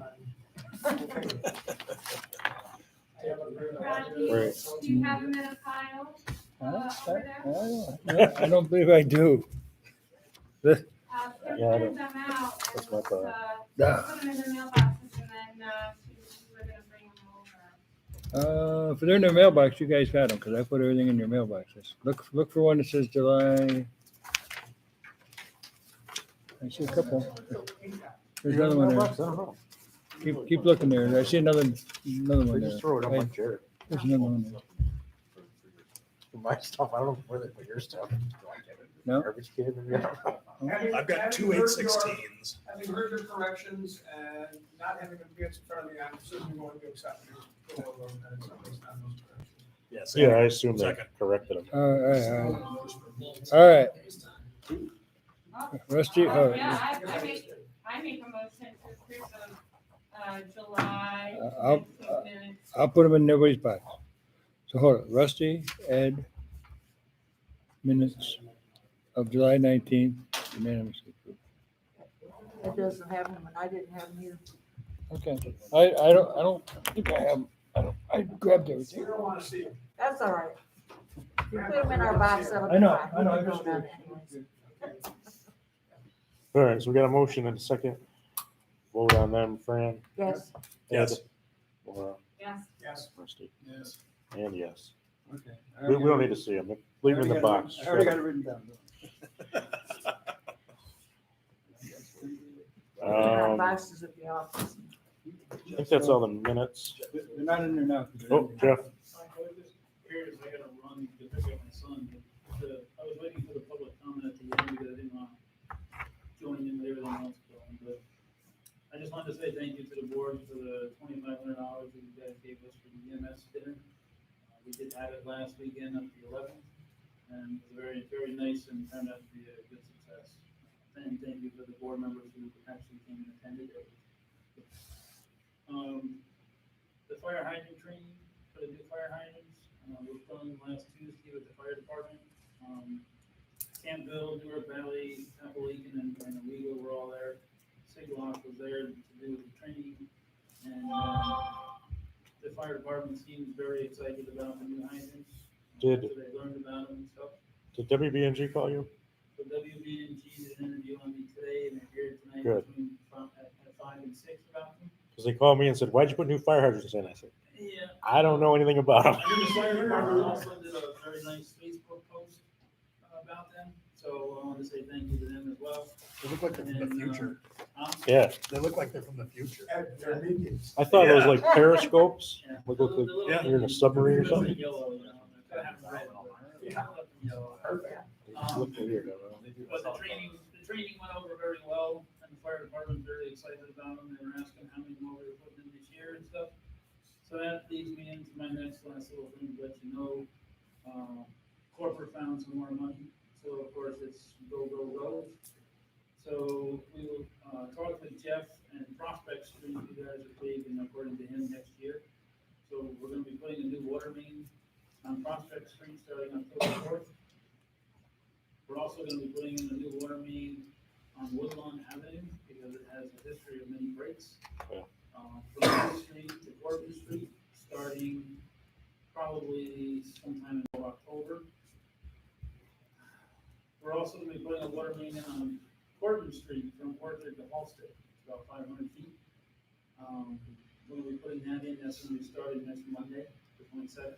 We get all this done by the way. It's all gonna be done by 12/31. That's Has to be done. So, we're also gonna be putting water main in on Central between Fox and Temple, get rid of the 4-inch main, make it 8-inch. Between Temple, on Temple between North and Church, because that's a high likelihood of failure, it's so old. So we're gonna put new in there. And then we're also, so we have West Main Street going, and then the other thing is Cove Street between West Ave and Talcott Street, to tie those two dead ends together, and to increase the fire flows and, you know, basically flow, period, to the end of Talcott Street. So those are the 6 water main projects we're doing, at the same time we're putting in new fire hydrants along those water mains, so that's why you saw or heard that there was gonna be 25 in them up there in the system by the end of the year, because we'll be putting not only the individual ones in, but everything along all the water projects. Nice. So it will all be blacktopped, with binder at least before the winter. And then I talked with Jeff, we're gonna just leave a couple of them binder to the top because he's gonna pave them next year. And then the ones that aren't, we'll bring through and we'll top this year. So the hope is that by November 30th, all blacktop is pretty much done, and most of the projects are done. And we can build, you know, we get everything built and paid for this year. Nice. Just want to let you know. And thank you for Yeah, dropping question. off my dinners because they were good. You're welcome. A question for you. Do you notify the people on the streets, when you're going to be doing that? Yes. Okay. Yeah, and if you probably don't remember, but just send me a text like the day you're gonna close it down. I'll send out one of those alerts. Yes, so let you know real quick, John Street, will be closed Wednesday this week, because we gotta fix that fire hydrant on the corner of Front and John. So That's it'll gonna be a closed pain. for the day. Okay. Couple hours. Yeah, I'm pretty impressed with how fast they're moving on West Main. Yeah. They're awesome. They're on, down to Williams Street and also past there. I steamed through the park and got a price tag. But thank you. Yeah, thank you. Thank you. All right, left on the agenda is trustee reports. Fran, what you got? Okay, the tree removal in the cemetery is coming along. They've not as fast as they had hoped for because of the rains, but they guarantee they'll be done by the end of November with all the 30 trees that they need to take down. Let's see, They're doing 15 or they're doing 30? 15, and then we approved a second Up to 30, yeah. second stop. I did Yeah. I did take some money at the end of last year. A little more interest we had from the Evergreen Cemetery account, like 11,000, so I put that away for the trees. And so then we're working on another year, so. And then we got a little encumbered money, so it's not really gonna cost us anything. Yeah, he's doing good work. Taking the stumps down to close to ground level. 15,000 for 30 trees. No.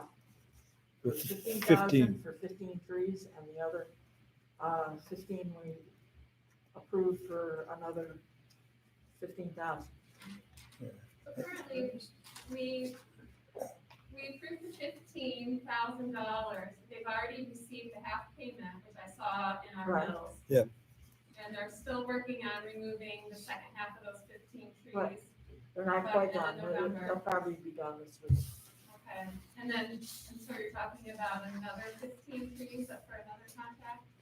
Yeah, I forget which month, which meeting we approved that in, it was back in August. That's I'm fun. trying to find it. I don't remember that, I only remember the first time, and that's not completed yet, so I don't know about, Well, we'll have to find the meeting. We'll look it up, we'll look it up. We'll look it up, but it was voted on. As long as he did a good job, we would approve. the Right. second one. Right. Yeah. I think that's the gist of it. Something like Because the 15 was only half. Right. And then Well, Just that wanted was to in build a the relationship. July 19th minutes, so it's pretty fresh in my head. just- About the 15 and the payment, like Nobody I else went to has, the village office and I know they got paid the half. nobody's seen I can see the, those minutes. I can see the. July 19th, we approved 15 trees for 15,500. That doesn't matter, I was just trying to find, I didn't remember us ever approving the next 15, and I was just trying to find it in my notes. Yeah, I don't remember another, just the first 15,000. Well- Well, if not, then we can always, at the next meeting, you can approve the next 15. If you want.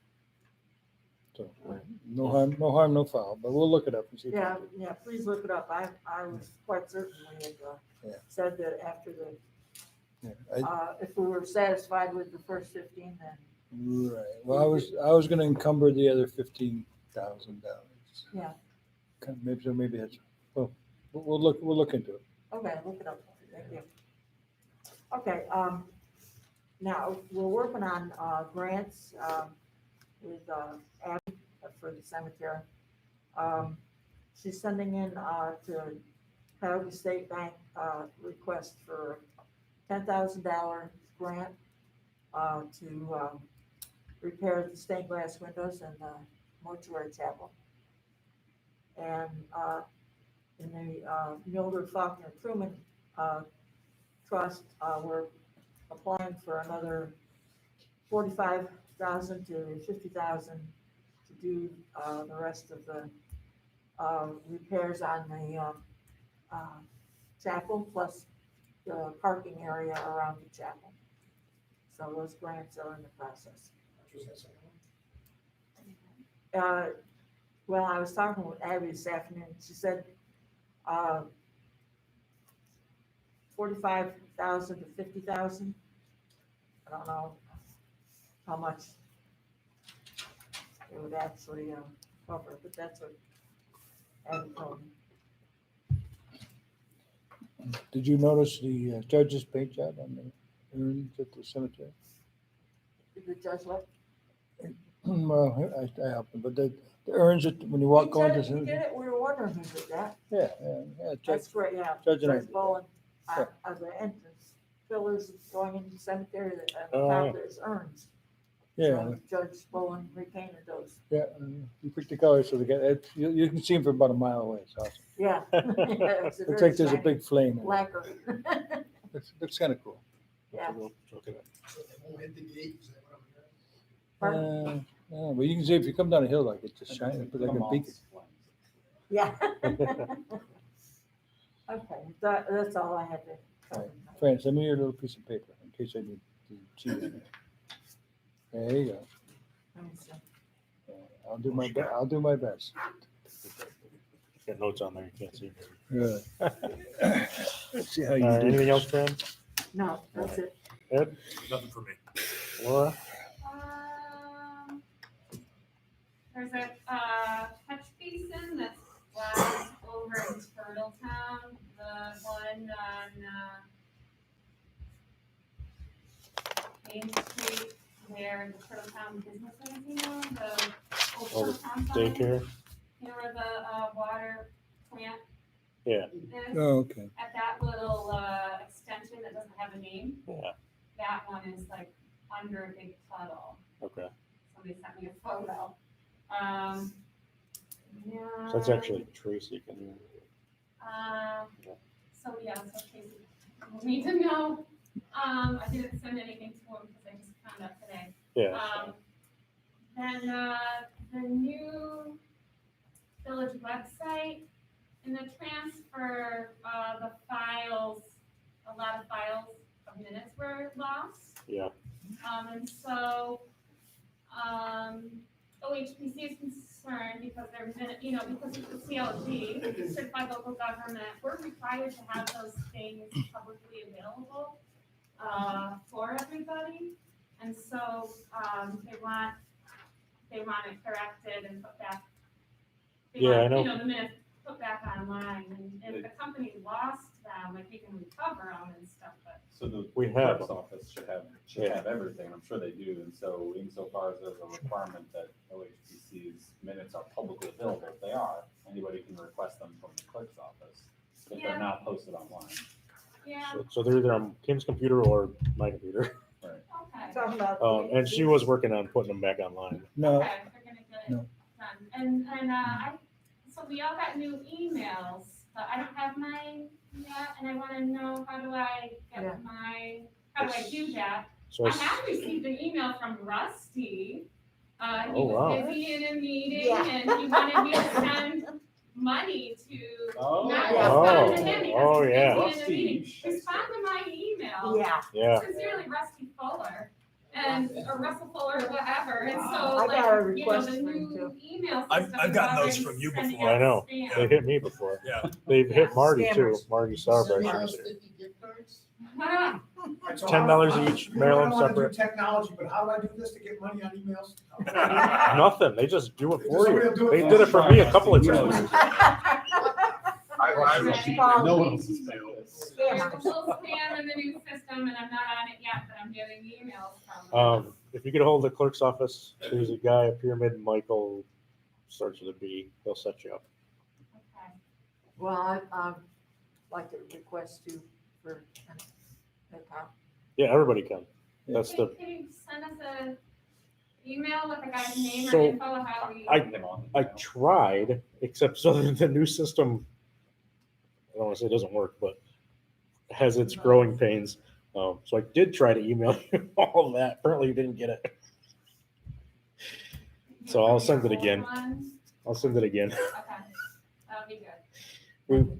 So I was the test case, the guinea pig, who they first moved on the new system, and nobody got my emails for like a week. Yeah, we were just all ignoring you. Right, yeah. And now for some reason, depending who you email, they seem to go to their spam folder. So if you're emailing somebody, yeah, and they didn't get your email, tell them to check their junk folder. Working good. It's probably in there. No, there's nothing that, I mean, it's a government address. It is, but it's our server. Okay. So for some reason, when it sees our server, it thinks it's new and Because these it- other email because servers we're tag it moving as the other junk. County servers? Or we're not on the county system No, yet? we actually have an email server at the police department. Yeah. So, so anyway, but yes, we all can get onto it. And we have thousands of email addresses we can put on the server. So, Still have to recycle my Ronnie, building, right, whatever, when you kick me out from court. right. So, Anything else for Dora? Well, it's flag, I would like to get emails to my old one until it's confirmed that it. yeah, so like what I did was, I set my old one up to forward the emails to my new one. So Yeah, I'm not that smart. if you, I don't know what service you use, I can help you do it. If it's Gmail or whatever it is, but So you can help us all get on? I can, yeah. I did it, so it's not painful. The guy's pretty good. He'll help you out. There's a Outlook app you can get on your phone or computer, or there's a web page, webmail, whatever you go to. What's that gonna do for our village workers for emailing stuff out? Like everything they're What do you mean? mailing, like say, once Jeff. Yeah, so gets they're his new working on thing, fixing or that. Tracy gets his new, and they're sending out emails with our work and So- they're getting spam. Pyramid's working on fixing that. I've been telling them like, hey, I emailed this, like, for example, I emailed the state last week because they wanted comments about the ribbon cutting at the library and they never got them. So they did get them. They're in their junk mail folder. So I told Pyramid that, hey, I sent an email to the Department of State and it didn't get there. Nice.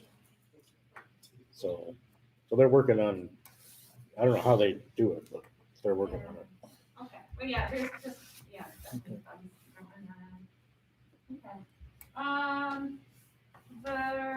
There is a meeting of both the planning and the zoning boards at the end of the month. Next week, and, right? It gonna is be, the 28th and 29th. Who's first?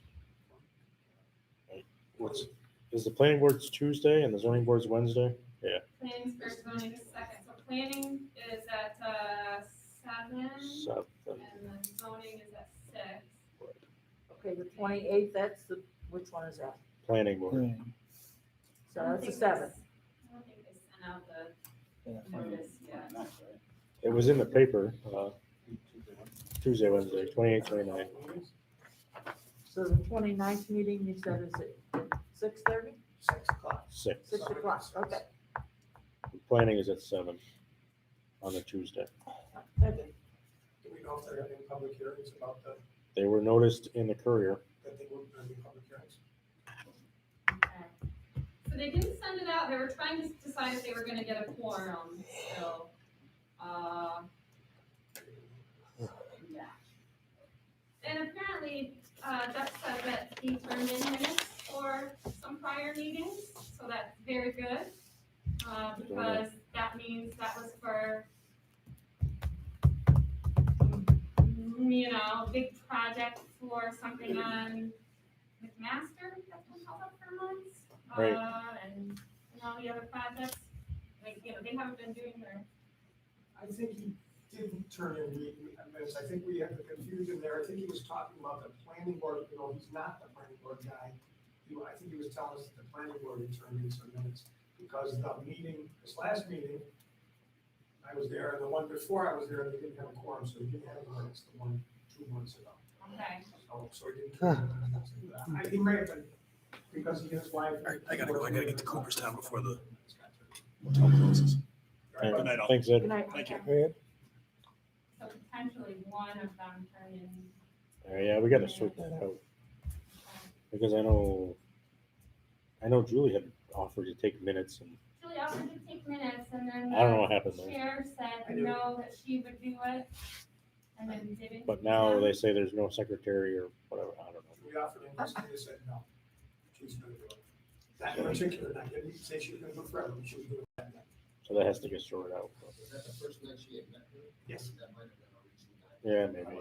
Didn't know her. Who knows? That's what we used to do.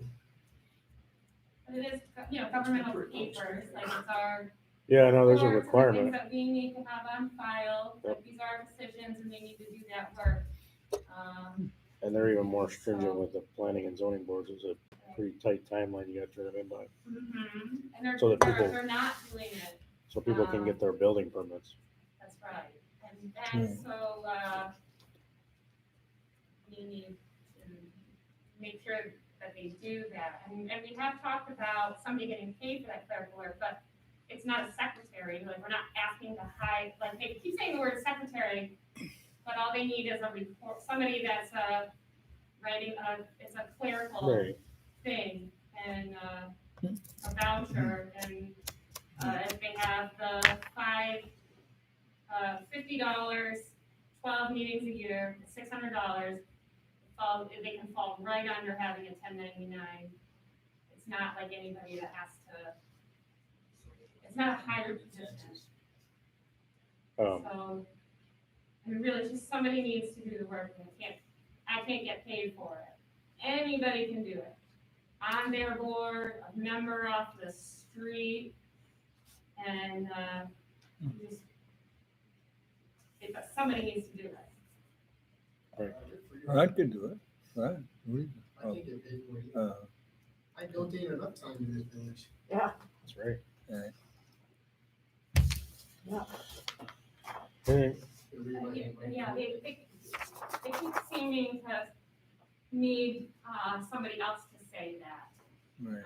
to them, that they just need somebody to do the Yeah. minutes and turn them in within that timeline. Right. It needs to be done. I'll probably go to the meetings next week. There might be a lot of people, if Well, I guess people that- are interested in the project.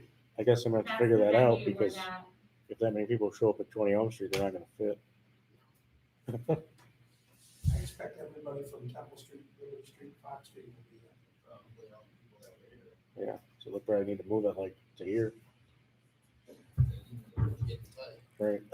Yeah, well, problem is that we can't use the county. They close the county building at night now. I don't know why, but they do. That's their rule.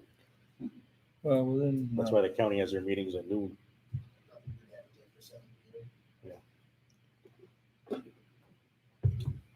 So anyway, anything else? The school might have a room we could use. So, yeah, A little boardroom thing. That holds a bunch of people. There's that little auditorium. They're tearing apart the high school, but they have the administration where they have their board meetings, where we had the DRI stuff. Oh, okay, the supervisor, board Right. supervisors. That room held a pretty good number of people. You want to make sure that they'll have a quorum. Well, That's have true. all those people show up and have nothing go on. That's true. That might happen. So anyways, yeah, that's, I guess, what was the- Maybe the chairs of those committees need to remind their members to be there. They need to be, it's urgent that they don't. Yeah, I'll talk to them and figure out. Planning is full, yeah. The zoning board would be the hard one probably. That needs a couple people, I think. Do have somebody who's interested. I'll bring it up. Okay. Just on his own. We always love interested people. My neighborhood, they're all just. Perfect. Anything else, Laura? No, that's it. Yeah. Rusty, what do you got? Well, I want to thank the county for keeping us in the loop on 5 years of planning for this project. So the board would know what's going on all the time. Thank you very much, county. And I'd like to thank Leanne for telling us that we don't have anything to say about the pilot, we don't have anything to say about the planning, we don't have anything to say about the zoning, we pretty much don't have choice or vote in this. Thank you for reminding us of that, Leanne. We didn't privy to that. That's it. We're on? I wasn't appreciative of all the heading, but as we learned earlier, it's just kind of mature in my opinion. Yeah, it felt like we were being told. But anyway, to talk about his own guy, or do you want to do it offline? Because I don't know, like, I know him, but I don't know if anybody else does, and maybe like, oh, that's a bad fit. Oh, either, I mean, is he interested to, like, if he joins tonight, he could participate next week, right? No, because this is a pending application. New appointees can't sit on, applications, I think, that have been pending. Okay. And So we might as I well. would be uncomfortable with a Yeah. brand new guy with some of this controversial stuff coming, Yeah. brand new guy jumping on here, whatever things, prejudice he might have, that would. So we can talk about it, and you got his last name too. I got it, he's my neighbor. I don't know who he is, but come on. Mr. Wilson's going. I just asked him on the way here. Oh, perfect. Like, hey, we're short on this board. You'd be interested. And he is interested, he ran for village clerk, so he is. Don't say that. But then, Ten of the year. I would like to move that we give Tracy Babcock a $1.15 raise. It's been just over a year since his last one. Is he paid by the hour or salary? It'd be $3,000 a year. Either way, Okay. hourly or salary. Doesn't his, Rod, correct me if I'm wrong, typically, I think the department heads, salaries rise along with the scheduled increases for the unions, right? They do. Do we do Yes. that by rule? I mean, And or that- so, or just- not that I think it's a bad idea, but it's not that, I think Tracy probably did get a raise along with the regular scheduled raises for his employees. If we want to get the next Last one, that's I fine. presented, this was not a question. I don't know, it was just over a year ago. I'm okay with it. Right. But, no, I Is it mean, something that we did by village voters, that's something we just generally do? well, here, as long as you bring it up, Ron, I would feel bad if I didn't bring up, like, Kim and Cindy, they kind of run the show. I mean, without these girls, well, no, I'm just, maybe you're gonna say that, but go ahead. But they're part of Tracy's team too. Are they not union? So Cindy is, Cindy Kim is not. Tracy's not union, that's my concern. Right, Cindy is, Kim is not. It was not union. Correct. But they normally, if they get a raise, like, they all follow that same rule. So you're still not making this clear to me? Yeah. Do we have a policy that we voted on that we will give certain people in our place that aren't in the union the same raise that we give the union members? Yeah, because they, put it this way, they've been doing it for 50 years. So I'm not looking back 50 years, I guess. That's what they do. They don't get it until everything's approved, but that's when they get their raise, yes. So, They're all- honestly, I think, Rod, correct me if I'm wrong, but I think the typical way that this might get addressed would be in your budgeting process. So the budget that's put together where Rod says, here's the salary expense next year. Are you building into that salary expense the increases for the department heads We do to that, match yeah. the increases that are paid to all the other employees? And if so, Yeah, we do that. then that would be how and why it's not expressly authorized as a Well, specific then, resolution. It's when built that into budget the is authorized, that pay in the budget, if it's exact and specific and matches whatever increase would be approved. When we approve the budget, we'd be approving that raise. I'm just asking. Yeah, how no, this works. that would be how it works. If Right. it's not, if the board didn't But fully understand. But I think you're saying above and beyond that, though, right? That's what you're saying. Above and beyond the 3% of what? If they Yeah. get that, that's fine, but I know he was not union, and I don't want him to fall through the cracks of saying, Mhm. well, union got it, but. No, he would get it just like Jeff gets it. That's fine, as long as they get it, and hopefully we can wrap this negotiation up before Christmas of next year. Yeah, I know, right? Okay. So your opinion would be that Tracy should have a similar percent of increase in salary as the CSEA contract gives everyone else? That's the way it's been, I have a problem. I just. Yeah, And that's. I think, Ron, your question really now is, Ron, what have Tracy's What's the policy? increases, if any, been, because you want to make sure that he's being, He's been getting it every yeah, that he's actually being Yeah, oh, yeah. We can verify that. We can probably. Yeah, let's look into that, maybe I can give you. So probably the number, if I can just finish up, the number you brought up, about 50, 60 times 50, $3,000 a year, would be less than the amount the CSEA would be given. If theirs is 3%, which is I think what it was the last two contracts, and he's getting $75,000 a year, that's 2,250. So I'm just saying that would be a little bit less than the number you're talking about if we give him their standard rates. So we can always So give them just so you understand. more if we want. Yeah. Yeah. Just letting you know all. At the same time, I would probably run up Kim as well. Okay. Yeah. All right. So you would drive your motion there, give it that raise. No, I'm gonna extend the CSE. That's what I'm saying. Make a motion, so you can do that. Yeah, I'm gonna. All right. Okay. Anything else? All right. As long as I got this, I started the first transfer of some of our old records to the museum. This is what they got. This is probably 400 pounds of stuff. That's why it doesn't seem like much. And they've got them all lockbox, nice, beautiful area for them.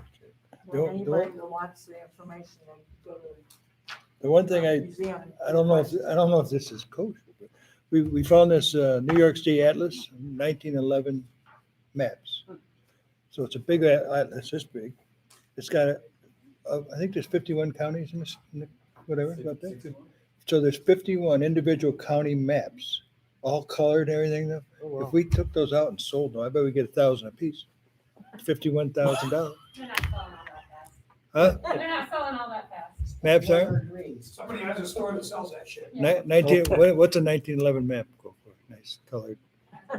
They get, their quality is like excellent. They're out there.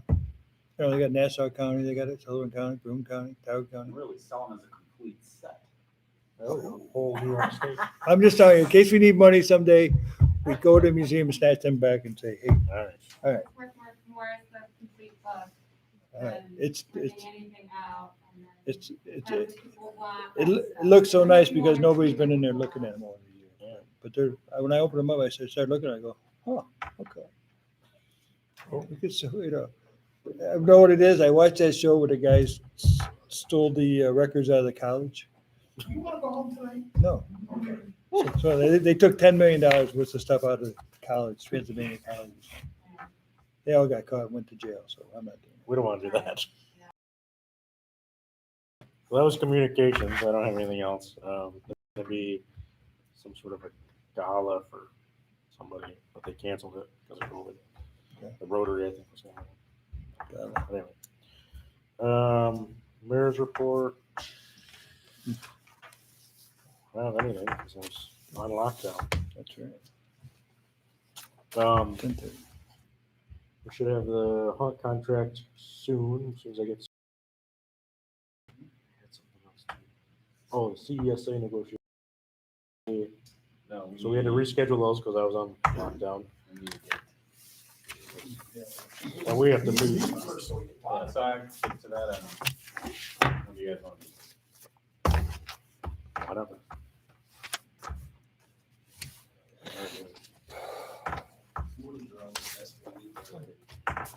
Your account available. Most of the time, I do have some, every couple of weeks, I make sure I have to go through, so you do have to tell me. I'm free from 9 to 2 every day. Well, not every day. Fridays are best, but. Yeah, Friday never works for me. Oh, perfect. Unless you have a small child. Well, I don't mind that. Sure. Get her out and about. Anyway, we can figure that We'll out. figure it out. Anyway, we gotta schedule that so that doesn't take till next Christmas. Have we heard anything from the PBA? No, Marilyn and I, no, did I email you, the mayor? I think so. I think that had Marilyn's response. Right. We need to respond about that one. So we need to get a group together for that too. Right. Okay. So really, should we just do both of these on the same day? Plus, Yeah. our lawyers will want to run to another. Right, so we'll do one first and then. Right. Then we're at. Because it's me and you for the So it's just Laura around the. Yeah, the block, whatever. So you're saying it's gonna be some Friday between 9 and 2? Yeah, whatever works for us. We just have to respond to their offers, I guess we'll call them. Fran, these aren't board meetings, these are union negotiation meetings. Oh, okay. Yeah. And so, and there's the 3-person committee, so we're under the 4-person limit. Right. For a meeting, so All we're right. not in. Yeah, okay. So we'll gotta keep those going. And new building's coming along over there, Jim. Seen it? Haven't been inside yet, I gotta go move inside. That's it, that's all I got. Motion. This virtual thing or? Oh, yeah, so we can, Nate can talk to him more, but we can technically do virtual meetings now if we want to. I don't know if it makes sense with the level in the community and whatever. I know I had proposed the idea, which everybody seems to be in favor of buying a ginormous TV for DBW, so we can have a big screen there. And obviously, we're gonna want it in the new building anyway, so when that gets done, we'll just take it off the wall and move it to the new building, so. I don't know, do you guys want, well, it must have been really bad now. Uh-oh. Somebody's coming? Police are Check us here. out. You're all okay. Everybody's okay. You showed up a little late. Yeah, we needed you earlier. We're only a call away. Yeah. It was It was close. pretty rowdy earlier. So do we want to entertain the idea of going back to the go-to meeting kind of stuff? Or? Well, I mean, I don't know how else Charles would even be able to attend. Right, I mean, it does help that aspect of it. And then came tonight, but I don't know that he'll. Right, it gives them an option, I guess. So I they know you can- sent a they can camera. join I into the- researched that, that was a pretty cool camera. They can join into the in-person meeting? Is that what you're saying? We go back to how we were with the go-to meeting. So the board has 3 options: hold meetings in person, like normal. Do a hybrid in-person and remote option for the trustees and the public, or all virtual. So it's just kind of figuring out the technology solution. And I had emailed the mayor. Another client of mine has used this device that's a combination 360-degree camera and microphone. So you would put it like in the middle of this horseshoe, and it automatically focuses on whoever's speaking and like zooms in on them. So that way, like this doesn't catch really everybody. This would get everybody in the room. It looked pretty cool. I like this better. Besides it was $2,000, it looked pretty cool. Was it two? The 1,800. I think. You must have gotten a discount. But it's just a way to, because I know a lot of places are struggling with the technology end of it. Like, how do you get everybody able to be focused on seen and heard? That's the one option. I had a couple people shopping for TVs. You were gonna look for one, Jeff was gonna look for one, so make sure he hasn't bought one before you. Yeah. Well, just all. Yeah. Well, I'm not interested in going back to complete online. No, I would think maybe like a hybrid thing where Yeah, we'd still have a I think meeting, so. we'd have it on the TV where we can see it. I like having the hybrid option. Right. Yeah, because there's sometimes where I got trouble leaving the house. The moment I try to leave is when I have the issue. Right. Yeah. I mean, I know it makes it easier for a lot of our department heads too, so. Yeah, that's true. Do you want to do the hybrid kind of like we did before? I'm okay as long as we can set up DPW good enough to do it, you know what I mean? Something where we can see, if you're just screaming down. No, you can't. It's I mean, hard. that's tough. Well, how long is it gonna be till we can be in our new building? I'm thinking, like early next year, like January probably. But we gotta set that all up too, right? I mean, so whether we buy the equipment then or now, we gotta buy the equipment. Yeah. So the remote meeting authorization is only through, I think it's January 22nd. Right. It's possible the state will extend it beyond that, but just so you know, this is only currently Temporary. a solution through January. Right. So currently, all we really need, I mean, we have a camera, it's not the best. We have a microphone. It's not the best owl thing, but it's okay. It works.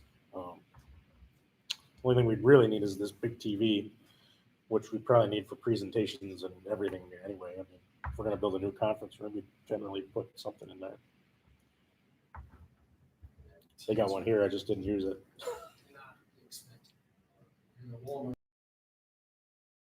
They just put one in the training center, 80-inch for, I don't know what they paid. Yeah. I saw it Saturday, it looks nice. They got a little sound bar under it. It was, So all this matters though, because the next meetings, Rod, if they do a remote with the option, notice is different. we need to be including that the public has the ability to also attend remotely. Yeah, which And go we need back to do the to, GoToMeeting. which, Like we were doing. like we always, like we were. So up Yeah. here, you know, it'll just Yeah. say, The other ones had. with all the links and whatever, The yeah. other ones had it, this one doesn't. You can mute everybody that way. That's true. Yeah. Very nice. Well, so I'm just envisioning like the fun week where really hot topic and all the trustees decide to be remote. Yeah, And right? It's just the public here. Yeah, that could happen. Just one guy here running the computer. Yeah. Designate somebody to do that, you don't have to do that. I'd probably get that George Straw too. The rest of you could, our technology special. Rusty, Yeah. send him down to run the computer. Okay. Yeah. Yeah. I guess that brings up another point. We probably should train somebody else on how to do it. In case I get hit by a bus. We'll just take a day of learning. Or locked up in COVID again. Nobody told you to have kids. I know. So, But if we have to, I mean, yeah, we're talking about going semi-virtual, but if we have to go a particular yeah, week or something without it, then we'll do it in person that week. Yeah, we can do either one. Or you can go completely virtual. yeah, that's true. Computer guys stuck at home, that would be the best option. That's right. I can run a computer from home too. I don't know. We'll figure it out. So, Well, off, Yeah. off the record, it doesn't need to be in notes, but I We're was, still- uh, Just, so- we're all move to adjourn, are we gonna turn it off? yeah, we will. Let me So, turn it off first. okay. all right. We don't have any public on for public comments. Have a good night, everybody. Sorry, you wanted to say Left. something? We're off. Hold on, let me. No, I